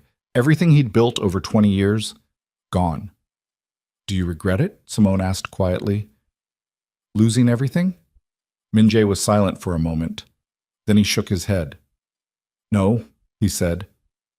"I regret a lot of things, but losing the life I had to keep the life I want? That's not one of them." He set down his coffee and turned to face her. "I need to ask you something," he said. "What?" He pulled a small box from his pocket. Simone's breath stopped.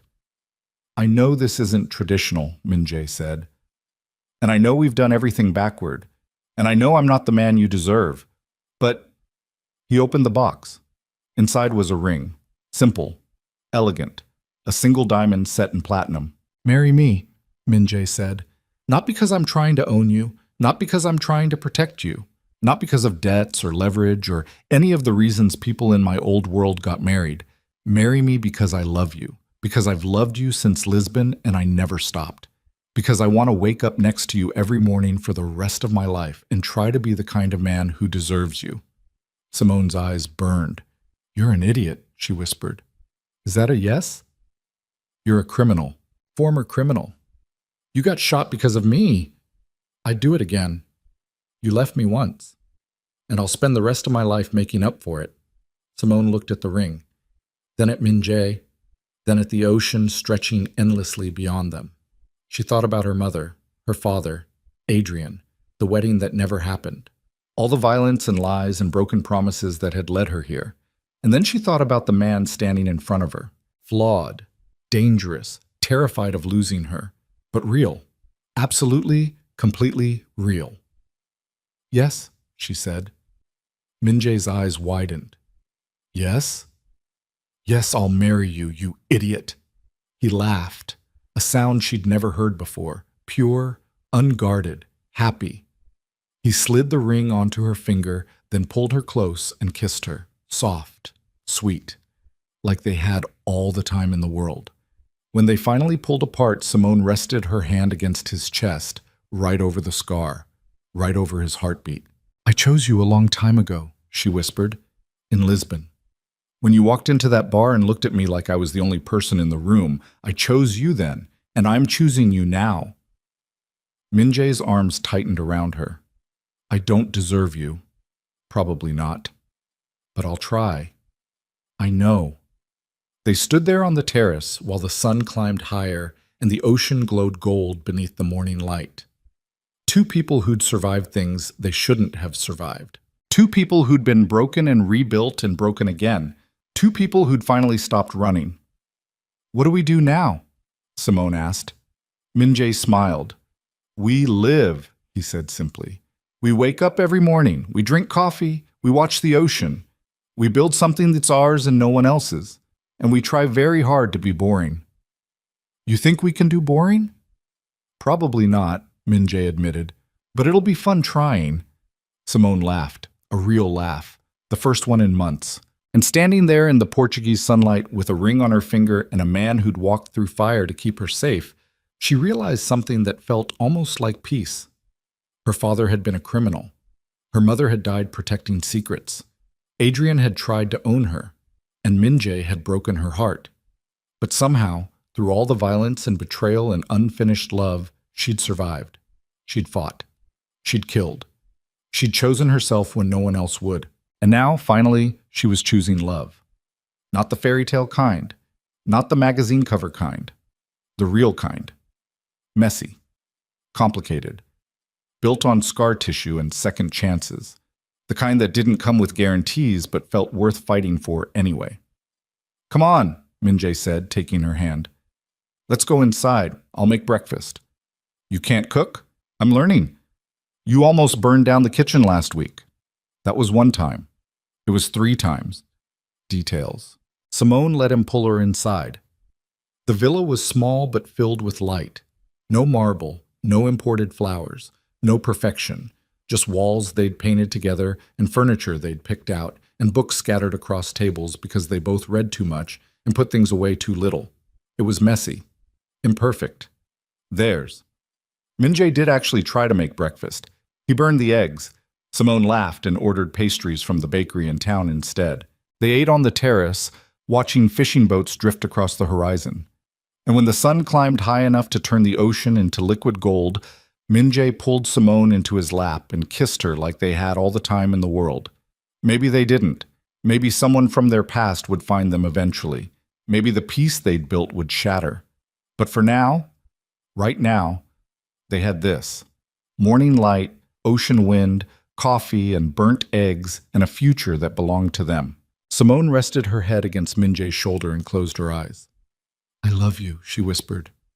I know, Min-jae said. I love you too. And for the first time in years, Simone believed it. Believed that love could exist without ownership. That protection didn't require control. That 2 broken people could build something whole if they tried hard enough. The ocean stretched endlessly before them. The lemon trees swayed in the breeze. And somewhere in the distance, church bells rang. Not for a wedding, not for a funeral, but just because it was Sunday and the world kept turning. Simone opened her eyes and looked at the ring on her finger. Then at the man holding her. Then at the life they were building together. One imperfect, beautiful day at a time. We're going to be okay, she said. It wasn't a question. Min-jae smiled against her hair. Yes, he said. We are. And beneath the Portuguese sun, 2 people who'd survived the worst the world could throw at them finally stopped running and stayed.